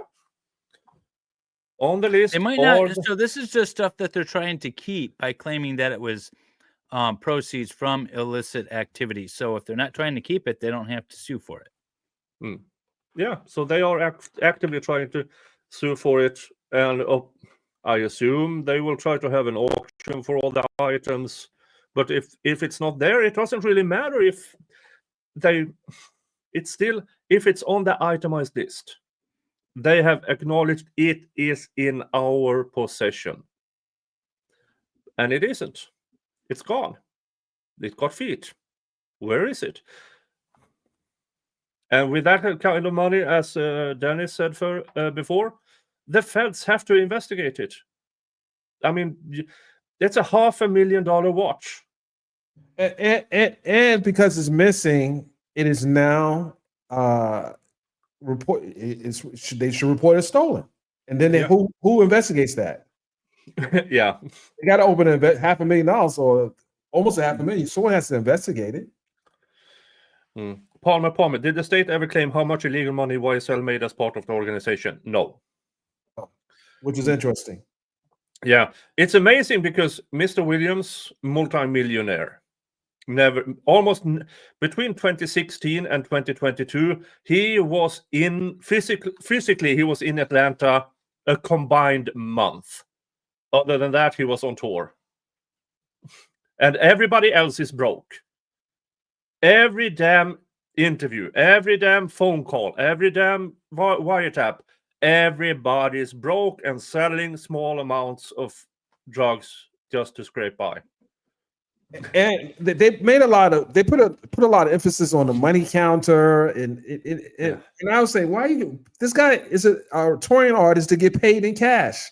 Yeah. You know, your bag is in cash.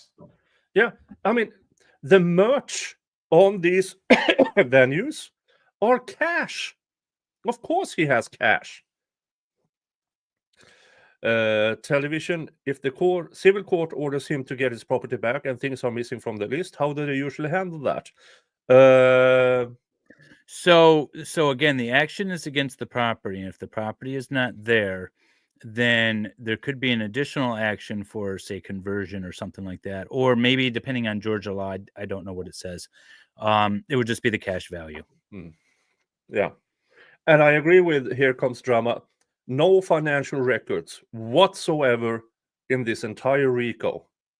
Yeah, it's wild because the central part is that everything happened in furtherance of the gang, and they alleged money was transferred, but not a single item of financial records.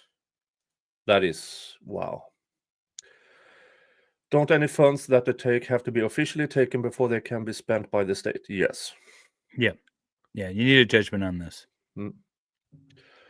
Nick talked to Recovery Addict about getting video through his Top Mark Media channel. Yeah, well, he also has to have access to.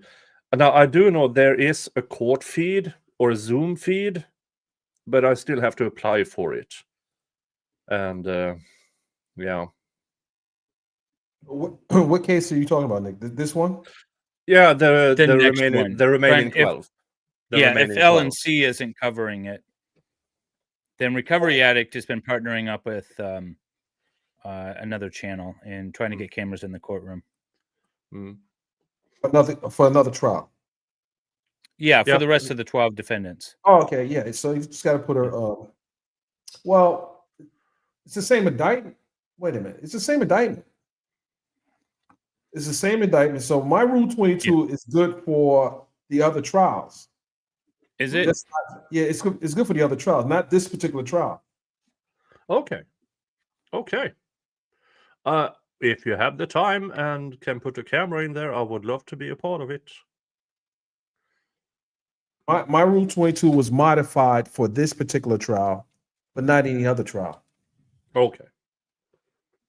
But I don't know what there's going to be different judges.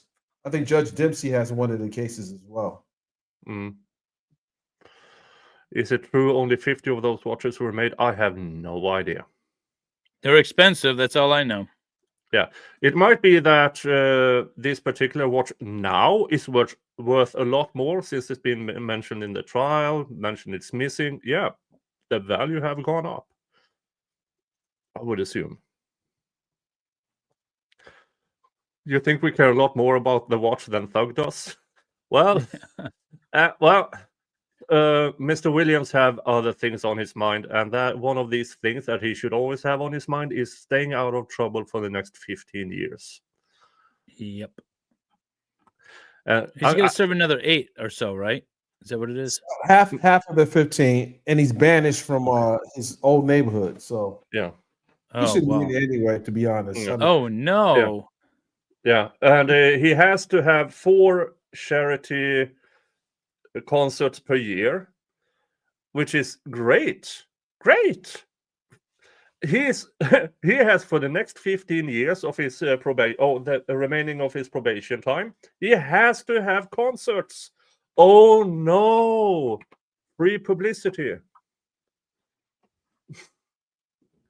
Thank you, Judge Whittaker. Zach has a question. What about the honey-baked ham gift cards and bouncy house rentals? That is in the Fulton County Jail. Fulton County Jail got extra funding for that was supposed to go to improving the situation for the inmates.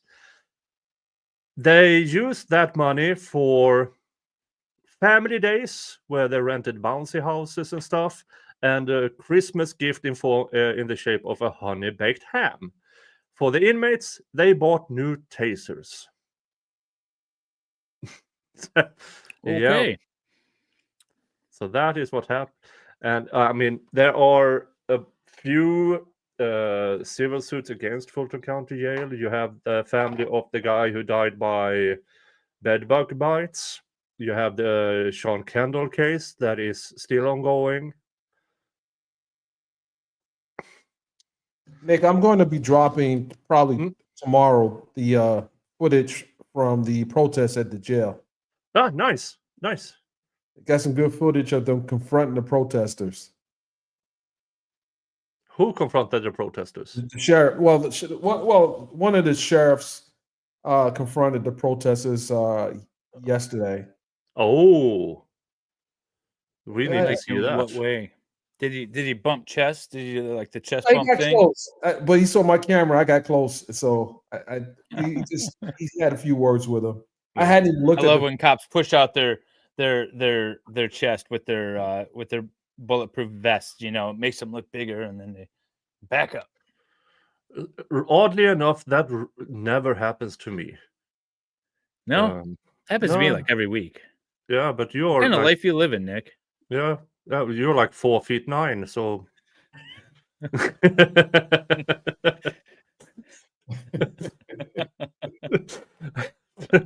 Yeah. Oh, we have to talk about the whole situation. Miss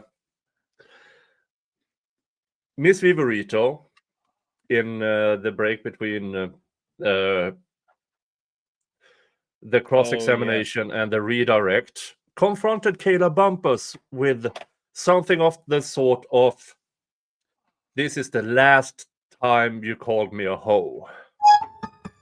Yeah. And here's the thing. At that time, Kayla never been on stream saying the word hoe about Miss Vivorito. She had said it on phone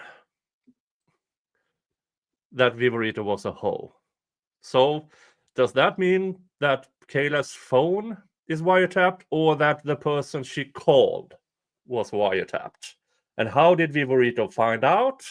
And how the fuck can she be so stupid that she... Yeah. The the who did she tell it to, and who's that person talking to? That's my first thought. So Kayla said on her live that in the hallway, when Vivorito was going back into before she went back into the courtroom, that Vivorito said to her that this will be the last time. This will be the last time you call me a hoe.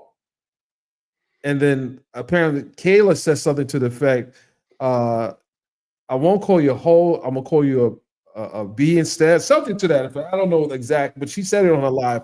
It was interesting because she had a witness. She had someone that was there in the courthouse with her who witnessed it. Plus, there was a deputy or deputies around when that occurred. So, I said on my live, I said, "Well, this sounds like a terroristic threat." Yeah. She testifies she has 4 Glocks. I mean, so she's, I'm listen. A bunch of us own weapons, but when you're confronting someone in the hallway, and that's your husband's fighting for his life, and I don't. It didn't sound too kosher that this professional witness would even confront anyone when she's trying to, have a professional posture in the courtroom. Well, your first mistake was calling her a professional.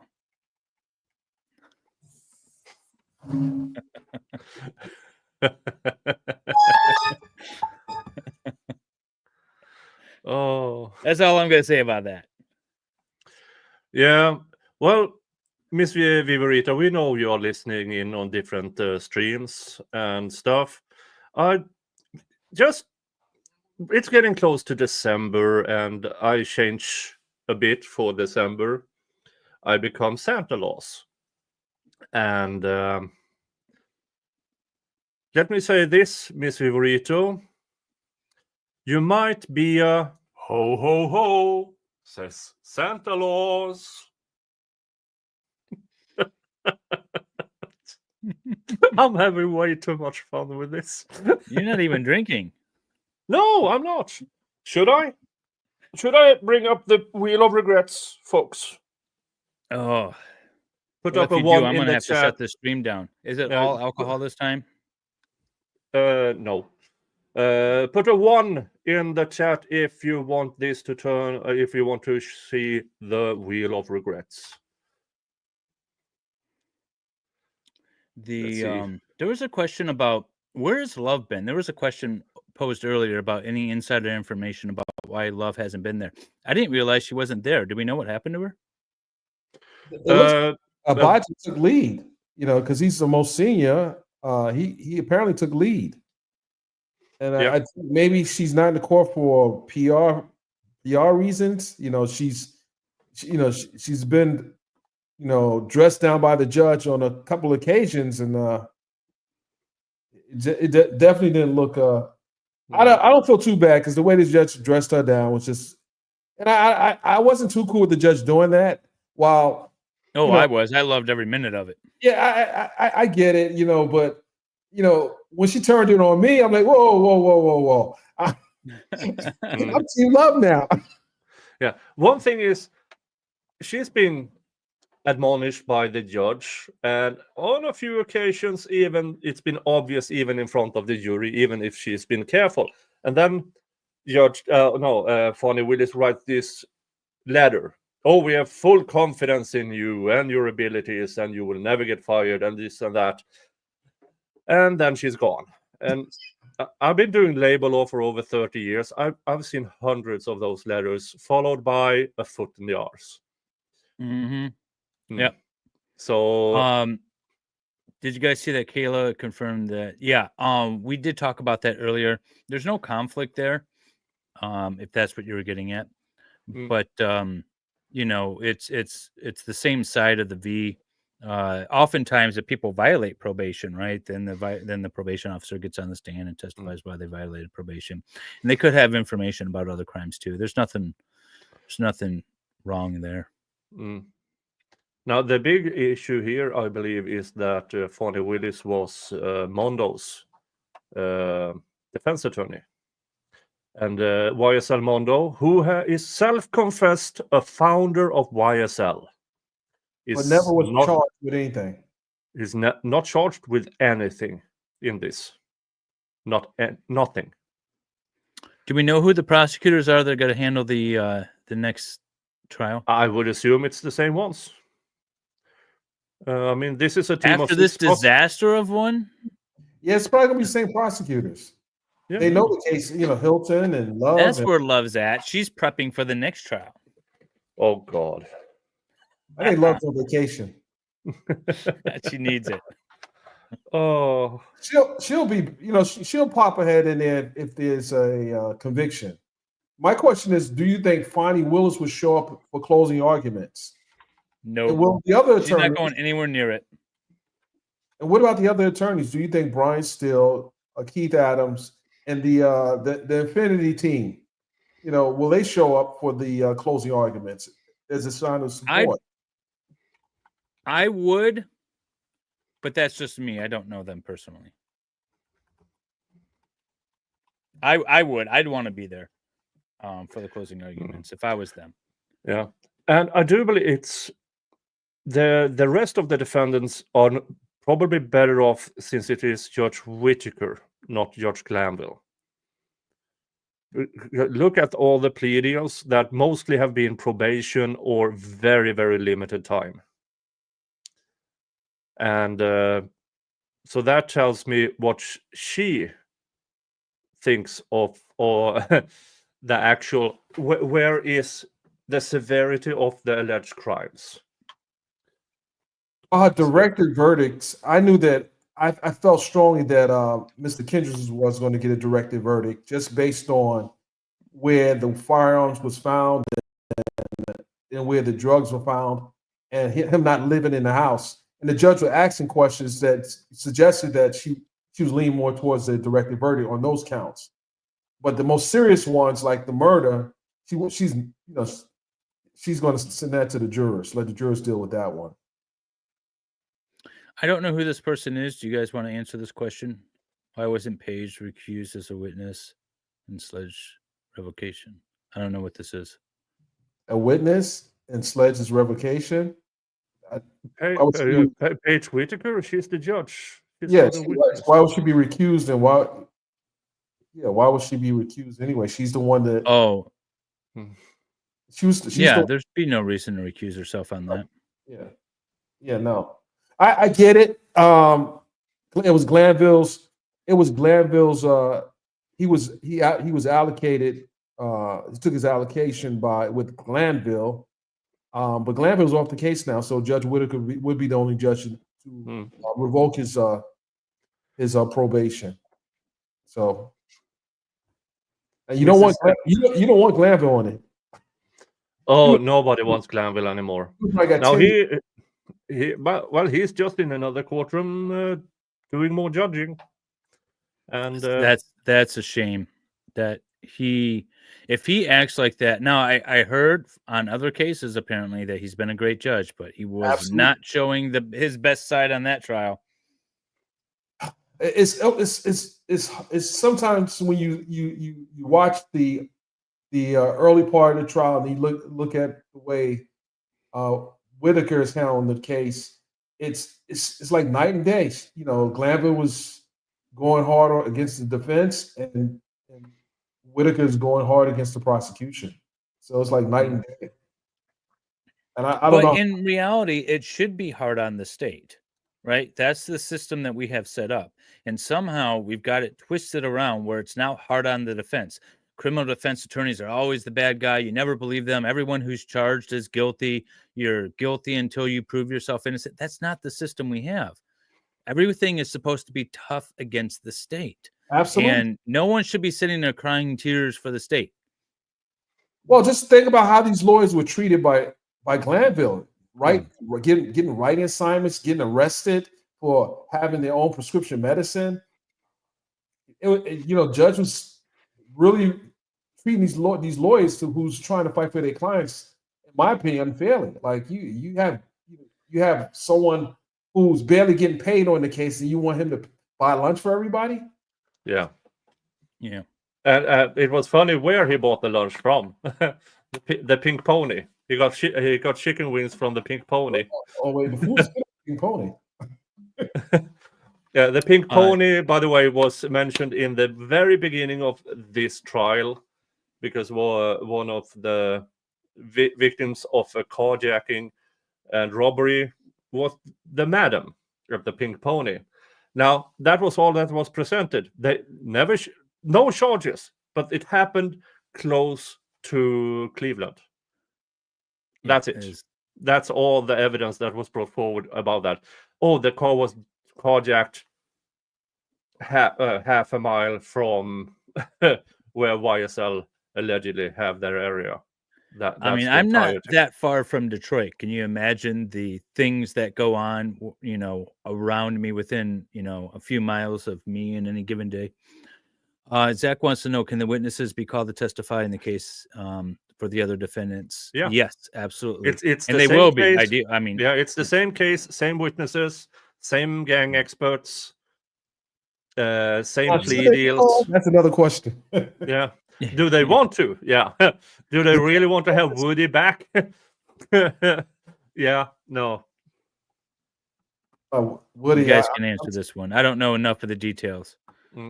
Why aren't they looking at the last person who talked with drinks and the suspicious cashier and the suspicious guy in all black who kept staring at Mr. Nichols before he walked on the side? Because the detective Bad Santa cowboy cop had such a tunnel vision. He was basically told, we are looking for that white Audi, that white Ford Focus, and that's it. And we saw on the video, there is a third car. As clear as day. There was a third car that, for me, probably did it. But he had the tunnel vision was, he had tunnel vision in the shape of a toilet roll, which explains why his testimony was shit. And I'm amazed. I mean, for whatever reason, whatever they thought they would prove with the drinks murder, they proved that Shannon Stillwell didn't do it. For me, at least. Because Hogan had, Detective Hogan, that's his actual name. Yeah. Why did Page? Hogan's here. Yeah. Why did Page? I'm sorry. Go ahead. No. This is for you, your guess. Why do you think the closing arguments? Because it was spoke about in the court on yesterday that it will take, or 2 days ago, it'll take at least the entire day to do closing arguments for both sides. Seems pretty long to do a closing argument. I hate long closing arguments. The jury has just sat through a long trial, very long one in this, and I don't even care if it's a 4-day trial. The jury just sat through it. They know what the evidence is, but for this particular case, I feel like a longer closing might be appropriate because it was last year, witnesses were testifying, and the jury's probably not going to remember it, and it would be appropriate to point out things. Now, still, if it's done the proper way, there should be about an hour of jury instructions. There should be then an hour, no more, of closing from each side. Even still with this trial, highlight the important parts. Closing, then jury instructions. Yeah. Well, so they usually give preliminary jury instructions, and then they do the closing, and then they finish up with jury instructions. So that's the typical way that it would happen. I would imagine it's going to happen similar. Why it would take all day? Because the judge knows that this is a long trial, and attorneys and also she knows this prosecution and how long-winding they are. But also they need to go. They maybe not, but go through each and every aspect of the remaining charges and overt acts. Yeah, I mean, the nonsensical testimony that we witnessed over the last year needs to somehow be condensed in some logical story. And the judge is going to allow the state to attempt to do that. And so they're going to give the entire day for closing, which is probably appropriate because you don't want to, you don't want to go through all of this and then have it turned over because you didn't allow one side or the other to bring all the information to in a closing argument that they wanted to. Yeah. Probably the state is going to use 4 hours of closing. Then it is 2 hours each for the defense, and then 1 hour of rebuttal closing. Yeah, that's the other thing too. Is there's a lot. There's 2 defendants now, but there were originally, I don't know how many there were. 6. There were 6, and each of them has the right to present a closing. So, in the order of operations, well, it's the state goes first because they have the burden, and then the defense goes. As to how, which defendant's going to go first, I don't know. And then the state gets a rebuttal. Sometimes there's rebuttals, but very rarely that the defense gets to say something after the state's rebuttal, and then we're done, and then you get more jury instructions. Now the state can waive their closing, which I don't like. They can waive their first closing, force the defense to go first, and then offer a 4-hour quote rebuttal closing, which I really hate, but states are doing it, prosecutors are doing it more and more, and I don't like that at all. I believe it shifts the burden in the mind of the jury, and I don't think they should be allowed to do that. If they waive their closing, they waive all of their closing. So we'll see. I don't know how George is going to handle this. What do you think? What do you think? How do you think the jurors will view Love not delivering their closing because she did the opening, and if she doesn't show up in the court? Do you think that's going to have an impact on how the jurors view this case if she doesn't show back up for closing? Generally, I say yes, but I don't know how much the jurors have been exposed to some of the back and forth. And but generally, yes, a change in any party. I thought for sure it was going to be a mistrial with the change in the judge, because that alone can sometimes rock the jury. So any changes like that, generally, I perceive it as having an impact. And and in fact, we've had cases dismissed when parties have had to change counsels in the middle. Yeah. So it's not a good look. Yeah, it seems like Fulton County court system have this thing of, if it's in the gray zone, it's punted to appeals to decide if they did wrong or not. And for me, some of these things that happened in this trial also, that's not even in the gray zone. Especially the change of judge after he screwed up. Based on Rachel, go ahead. Based on 4 of the defendants taking pleas, how dangerous is it for these 2 defendants to be looked upon with some of the stuff that was presented? Because a lot of stuff that was presented had nothing to do with these 2 defendants. Well, there's still the RICO, right? And so it's the conspiracy, it's the acts of one affect the acts of another. So if you're all in the group, and you're all doing this stuff together with a common scheme, and something bad happens because of someone else, you're still on the hook for it. I think the state's going to be able to make that argument. When it comes to the perspective of the jury, I was going back and forth, and I was trying to think, like, does it benefit the remaining defendants? Is the jury going to be like, well, obviously the guilty ones pled, so these guys aren't guilty? Are they going to come in with that sort of mindset, or are they going to come up with, these are the 2 real assholes that just don't want to admit what they actually did, and obviously everyone else was guilty because they pled.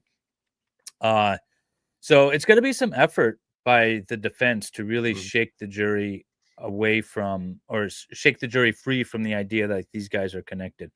They're just going to have to handle it like any other case. The state wasn't able to connect the dots, wasn't able to prove all the elements. You're going to have to acquit. And I think they should be focused on that and not so much concerned with the defendants that have been dismissed. Shannon Sue, does Shannon have 1 or 2 murder charges? 2. He has been charged but not indicted for the Donovan Thomas murder since 2015. So he technically he's been out on bail or in prison since then. He was out on bail, and then he caught another case. What, it was a gun case? Yeah. Yeah. So of the two remaining, I think Mr. Stilwell has the greater risk of conviction. Mr. Nichols, there's barely anything left of his charges that is actually addressing him directly. Mr. Kendricks.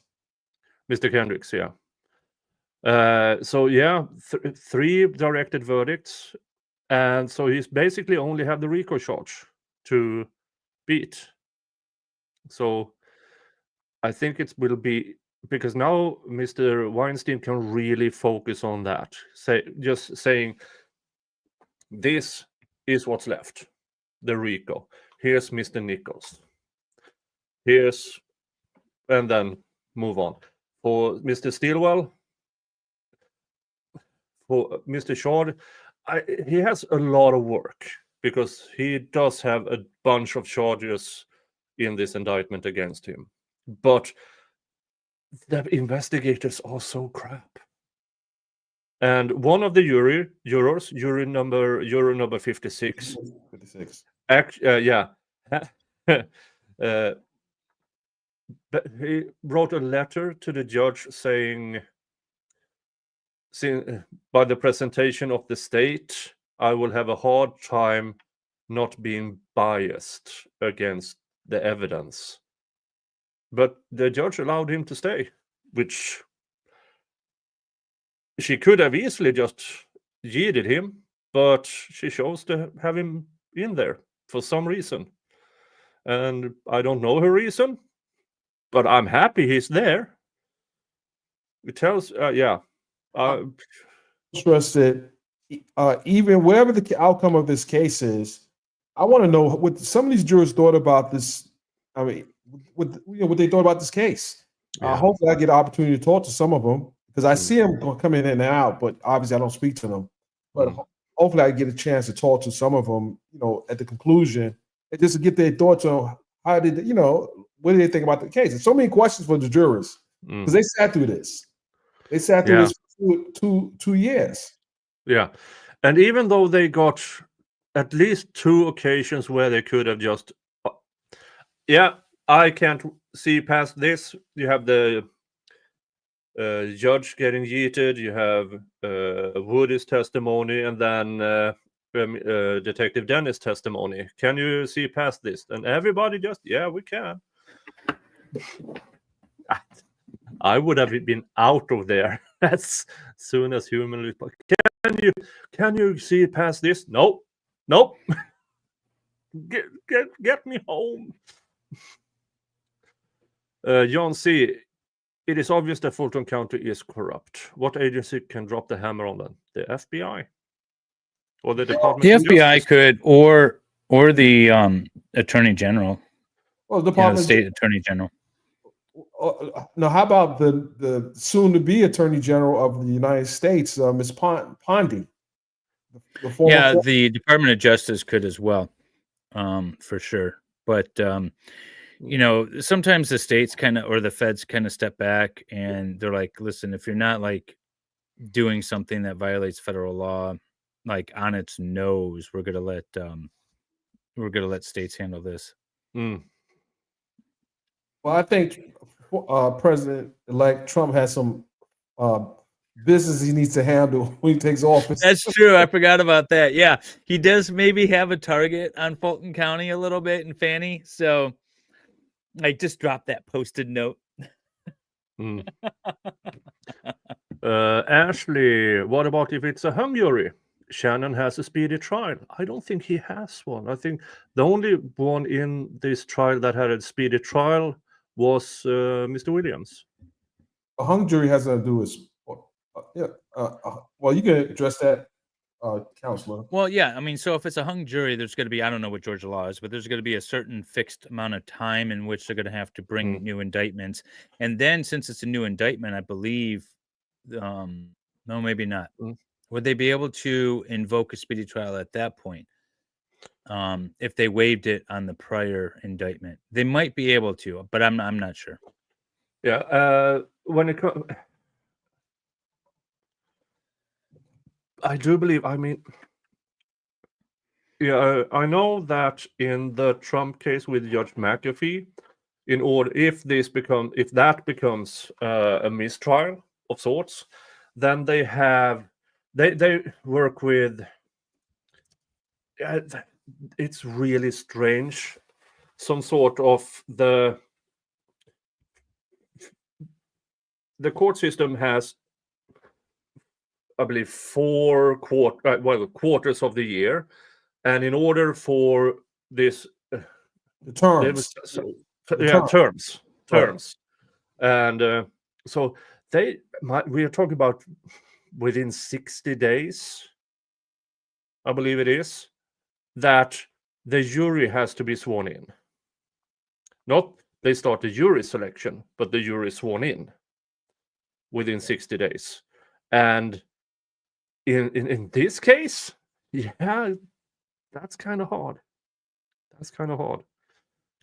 And Hey, still, Whiskey's in the chat. one thing that they shouldn't count in, but they might count in, is the cost.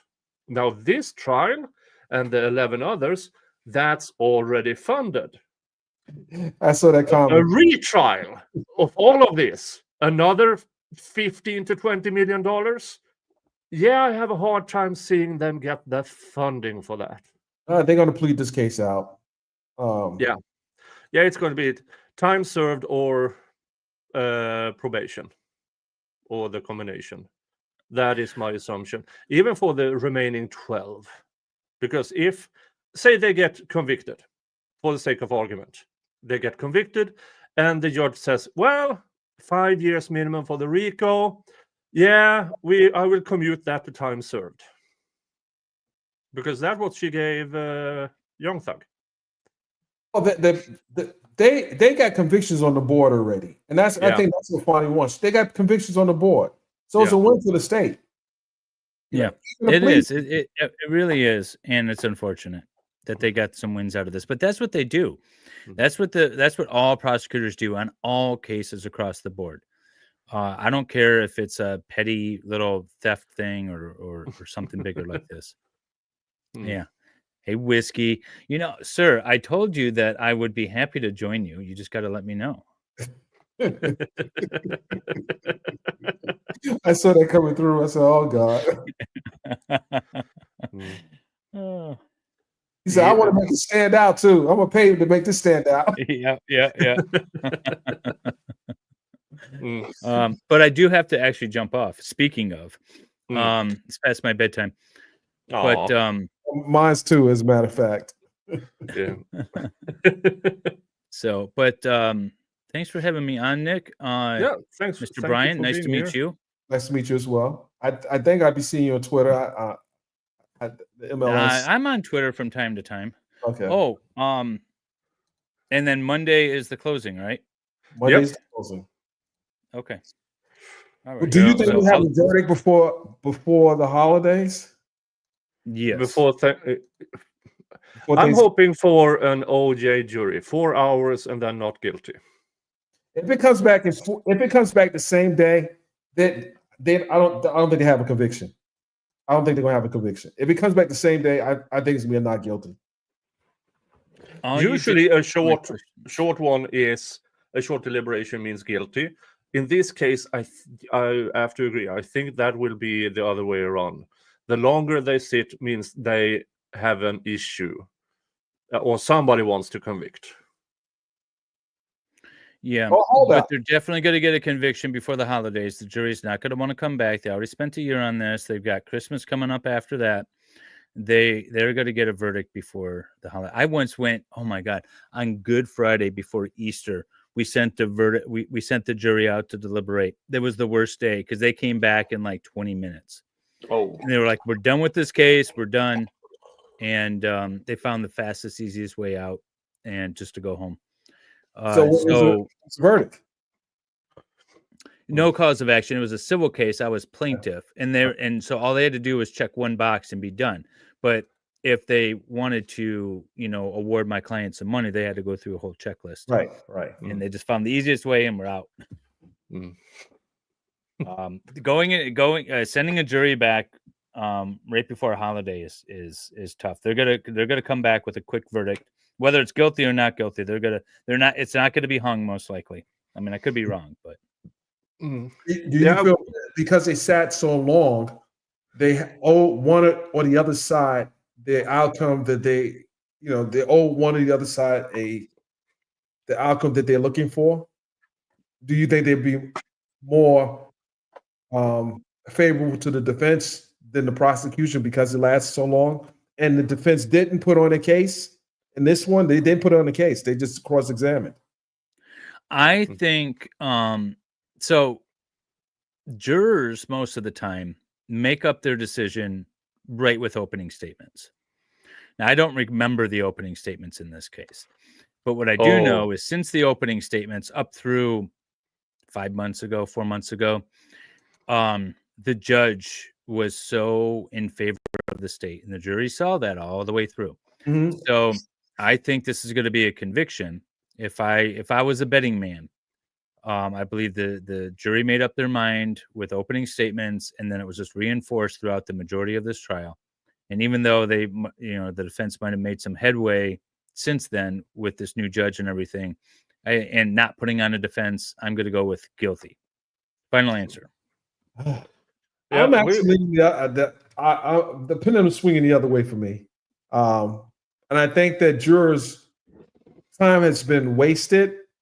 They've lost probably loved ones during these 2 years. They've lost time with their families, and they're going to find someone to blame for that. Then they sat there, and the four defendants that were there are not there anymore, and the main one is gone. And they sat for all this, and they don't know what the outcome is. Yeah. But they don't, it's psychological too, that they want to sit there and think. Again, we're all talking about them not considering the facts and the evidence, right? Mm-hmm. So if we're going with like gut instincts and feelings and emotions, which should not be taken into consideration, but often are, are we going to say, we sat here for an entire year for nothing and acquit, or are we going to say that this was worth something too? So we got convictions. I don't know. Yeah, I want to talk to the jurors at whatever the outcome is. Yeah. Right. Yeah. So, all right, gentlemen. Yeah. I'm sorry. Yeah. No, my prediction, if I should say any prediction, is Mr. Nichols might have the better chance of acquittal. Not Kendricks. Sorry, Kendricks. Damn, I mess up the names. But one thing that wasn't in this trial, which is Bruce opening statement. Bruce Harvey's opening statement, because he deferred his opening statement until after the state's case in chief. And then his client pled out. Right. Yeah. I would have loved to, because Bruce Harvey is a legend. He wears his heart on the sleeve. He's been in actual fist fights with prosecution in the past. Yeah. And I would have loved to hear his opening So statement. Nick, what's your prediction before your guest leaves? What's your prediction? Guilty or not guilty? My prediction is Mr. Kendrick have a better chance of an acquittal. He's talking like a politician. Give us guilty or not guilty. Man. Yeah, but probably for both of them, I do believe the RICO will stick. Oh, and that's so good. It's time. I don't want it to be, but I'm trying to be realistic. I'm just saying, not no good, but that's a lot of time. They get 5 to 20. Yeah. So, but looking into how the plea deals worked, it's more 5 than 20.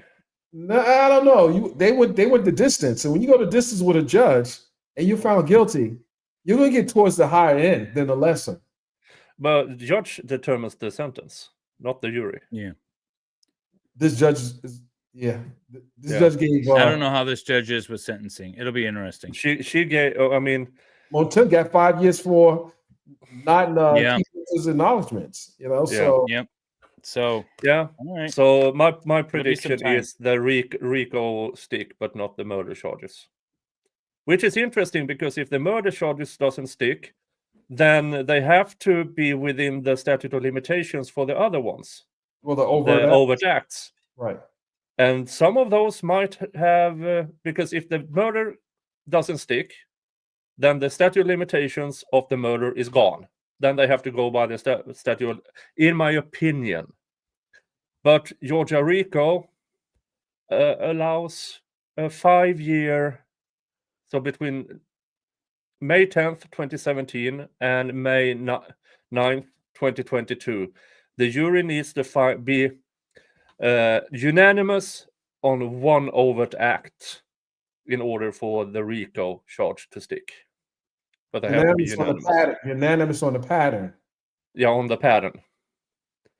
So, which the Georgia RICO is beyond repair. Beyond repair.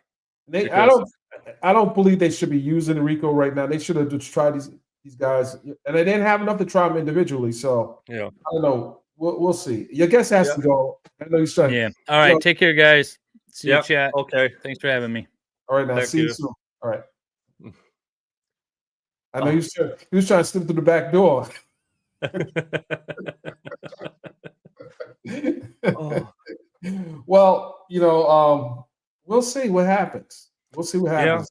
It's yeah. I hope for acquittal, but I've seen so many trials with less evidence and then this trial, and people are put away for life. yeah. I've seen, the Segura Anderson trial, and then, in my opinion, the Delphi trial. It's not even do I believe they are guilty? I just didn't get to beyond reasonable doubt. No, I believe there was zero evidence put forward for guilt. So, what my opinion is, did they do it? Didn't they do it? Doesn't really matter. Did the prosecution prove it? And in both those cases, in my opinion, the prosecution didn't even present evidence enough for me to believe they actually did it. Do you think these jurors not being sequestered might be a good thing? And now that we know what we know at the end of this trial, I know the judge gave the jurors instructions not to look at any coverage, not to read the social media. Yeah, but even if they're not actively searching for it, this is big news, especially that Judge Glanville was yeeted from the trial. Because there's one thing what they hear in court and one thing how they present it in media. And in media, it was Judge Glanville was fired from this trial. Right. So if they even saw some of that negates that. Oh, that's why he gave so much favors to the prosecution, and now he was fired for it. And I don't know. And that's why I disagree with your guess. The jurors may have saw the opening. Well, he talked about the opening, but the judge was a part of the opening, and the judge had control over what was essentially allowed in the opening. And the jurors were able to see how this judge handled this case to the point where it got transferred over to Whitaker. So the jurors might disregard the things that the judge was ruling in favor of the prosecution because he's not. If you know someone just got fired, this person got fired from the job, and you're there as his replacement, you're not going to look too kindly on the rules that he put in place versus the next person in charge. Yeah. And all of a sudden they see this new judge with completely different rulings. Yeah, They might draw the reference. Oh, that previous judge was that bad. Oh, so yeah. But it's so hard to predict anything. I'm hoping for the best, but we have to prepare for the worst. Yeah. I mean, it's very possible that Shannon Stillwell goes away for both murders. It is a possibility, even though It is a we saw possibility. no actual evidence for it. I don't think he's going to be found guilty on the murders. It's too much ambiguous evidence that was presented that points to other people.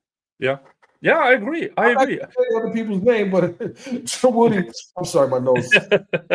Yeah. Sometimes you get this running nose. Yeah, right. Yeah. So it could be anyone. They haven't really proven that. Well, the only evidence that I really heard was the GPS location and how he was at a location moments before he was killed. Yeah, but he already had said, "Yeah, I was there on the drinks and on the Donovan." Right, and that may be a problem. Yeah, that may be a problem. Yeah, but we just have to wait and see. And Monday is the Monday closing argument starts and ends probably Tuesday. Tuesday, the final of the closing arguments, and then jury instructions. That the jury instructions. But what about all the curative instructions that Judge Glanville punted forward? Well, when are those going to be brought up? Well, that's been hashed out. Whatever's going to be in the jury instructions, they've hashed that out already. I think Monday they just got to go with verdict forms. Yeah, but in my opinion, you can't un-F a cluster F. You really can't. No, you can't. And this entire trial has been one giant cluster F. This should be taught in law schools on how not to. Do you know exactly when anybody was killed? What kind of question? Well, yeah, they have it on camera. Right. Both. So, yeah. Right. We have a date. I don't have the date in front of me, but they pointed out the date that.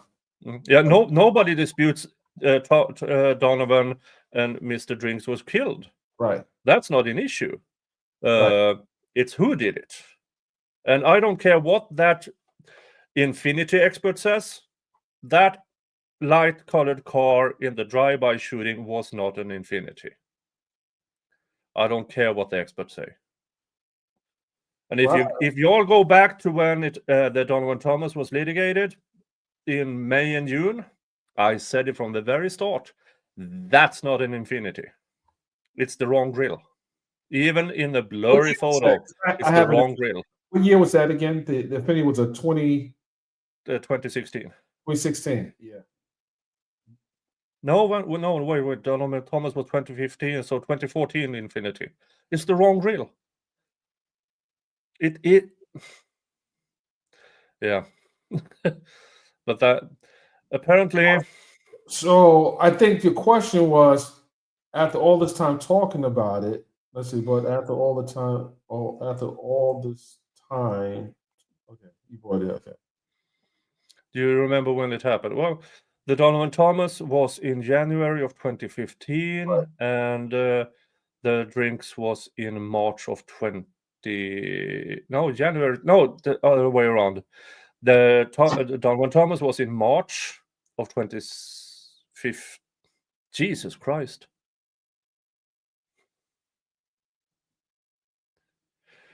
March of 2015. And the drinks was in January of 2022. And we've been watching it. We could have breaks and everything. The jury have to sit there all along. Jesus Christ. And they have so many notes. Yeah. So many notes. So yeah. Drinks. March 22nd. Thank you. Donovan Tom. Yeah, okay. So January 2015 and drinks was March of 2022. Thank you. Thank. Right. This is what I like about the chat. If Right. we get something slightly off, you're right there. Hey, here's the dates. Thank you. we Those- have great chats. We have great chats. Okay, I'm looking at what Ghost said. I barely remember what this case is trying to prove. Cheating or what? This case, in my opinion, is one of the RICO cases that Fani Willis brought. She was going to portray herself as the queen of RICO trials in order to get first to Attorney General of Georgia and then climb the political ladder. She bite off a big chunk that she couldn't chew, and all of a sudden we know, okay, so you slept with a married man and then you lied about it in church. I'm going to answer one question. I got to leave. MMP. Why don't you just repost the question? I'm scrolling all the way up. I don't see a question.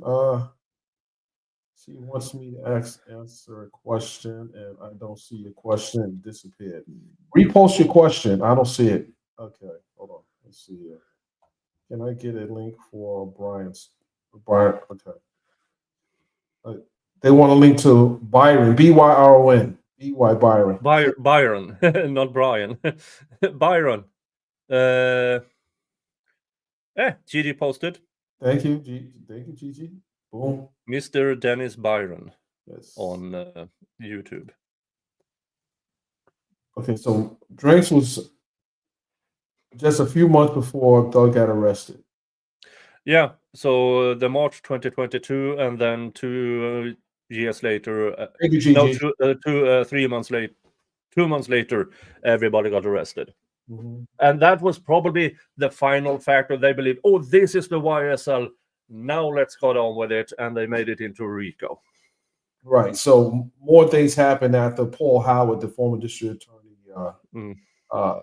left office. Yeah. Okay.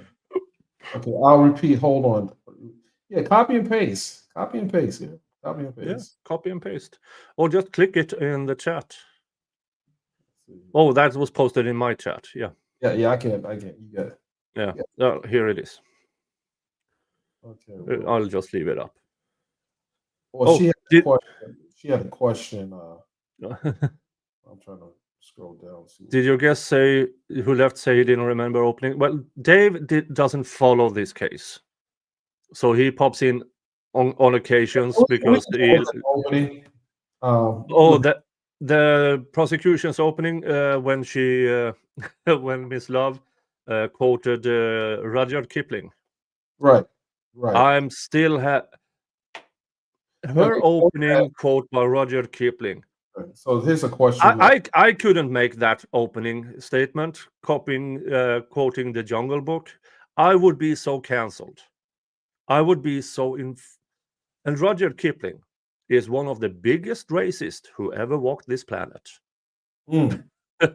So yeah. Nick, so MNPD asks Kayla had her five okay today 5-year-old daughter on camera today. That looks like Shannon. Nah. You know, I'm not touching that one. We done did the marriage. We did the marriage thing. I'm leaving the rest. The rest is history. Protect Kayla Bumpus. Yeah.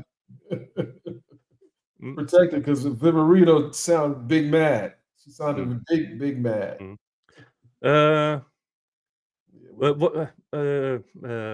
Dennis, if you make Ghost a mod on your channel, she can. She's really good at it.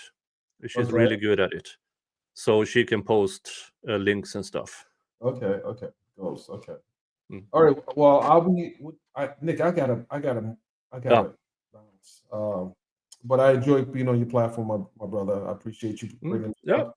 no worries. I will have you on any day of the week. Absolutely. We definitely did good on our last one. How about that? Let's see here. Mm. All right, guys. I No. appreciate you. Nick, thank you for bringing me up. And I will definitely tune into your channel tomorrow when you are going to expose. What was it? The footage from the protest yesterday. Yeah.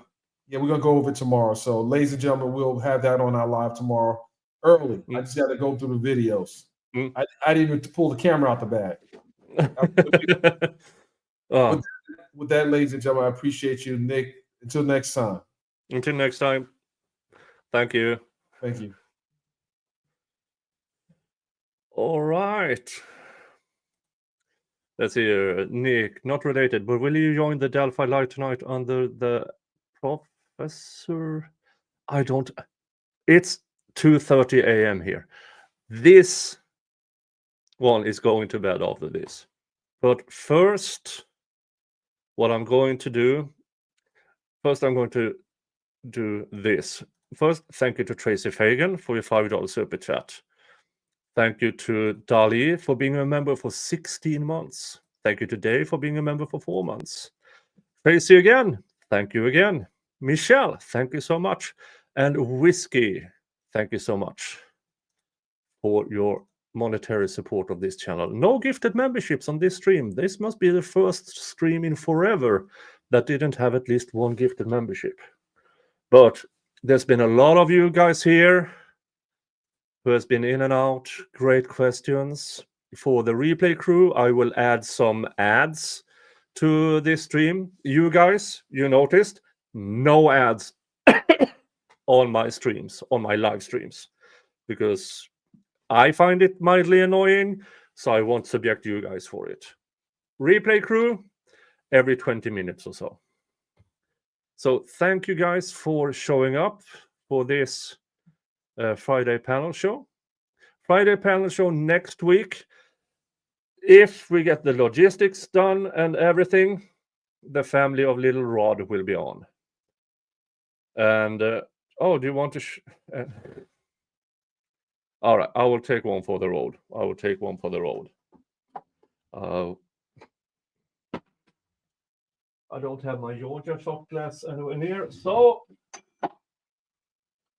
let's have my Bigfoot shot glass. This I bought in Blue Ridge, Georgia. So this is one of my Georgia shot glasses. Did you know there is a Sasquatch Museum and Research Center in Blue Ridge, Georgia? Now you know. I went there and I had a blast. And all right, folks, thank you. Thank you for allowing me to do this. Thank you for the thumbs up, the subscriptions. Watch my videos, and I will see you Monday. If I don't post any videos this weekend, I will see you all on Monday, live closing arguments. Cheers.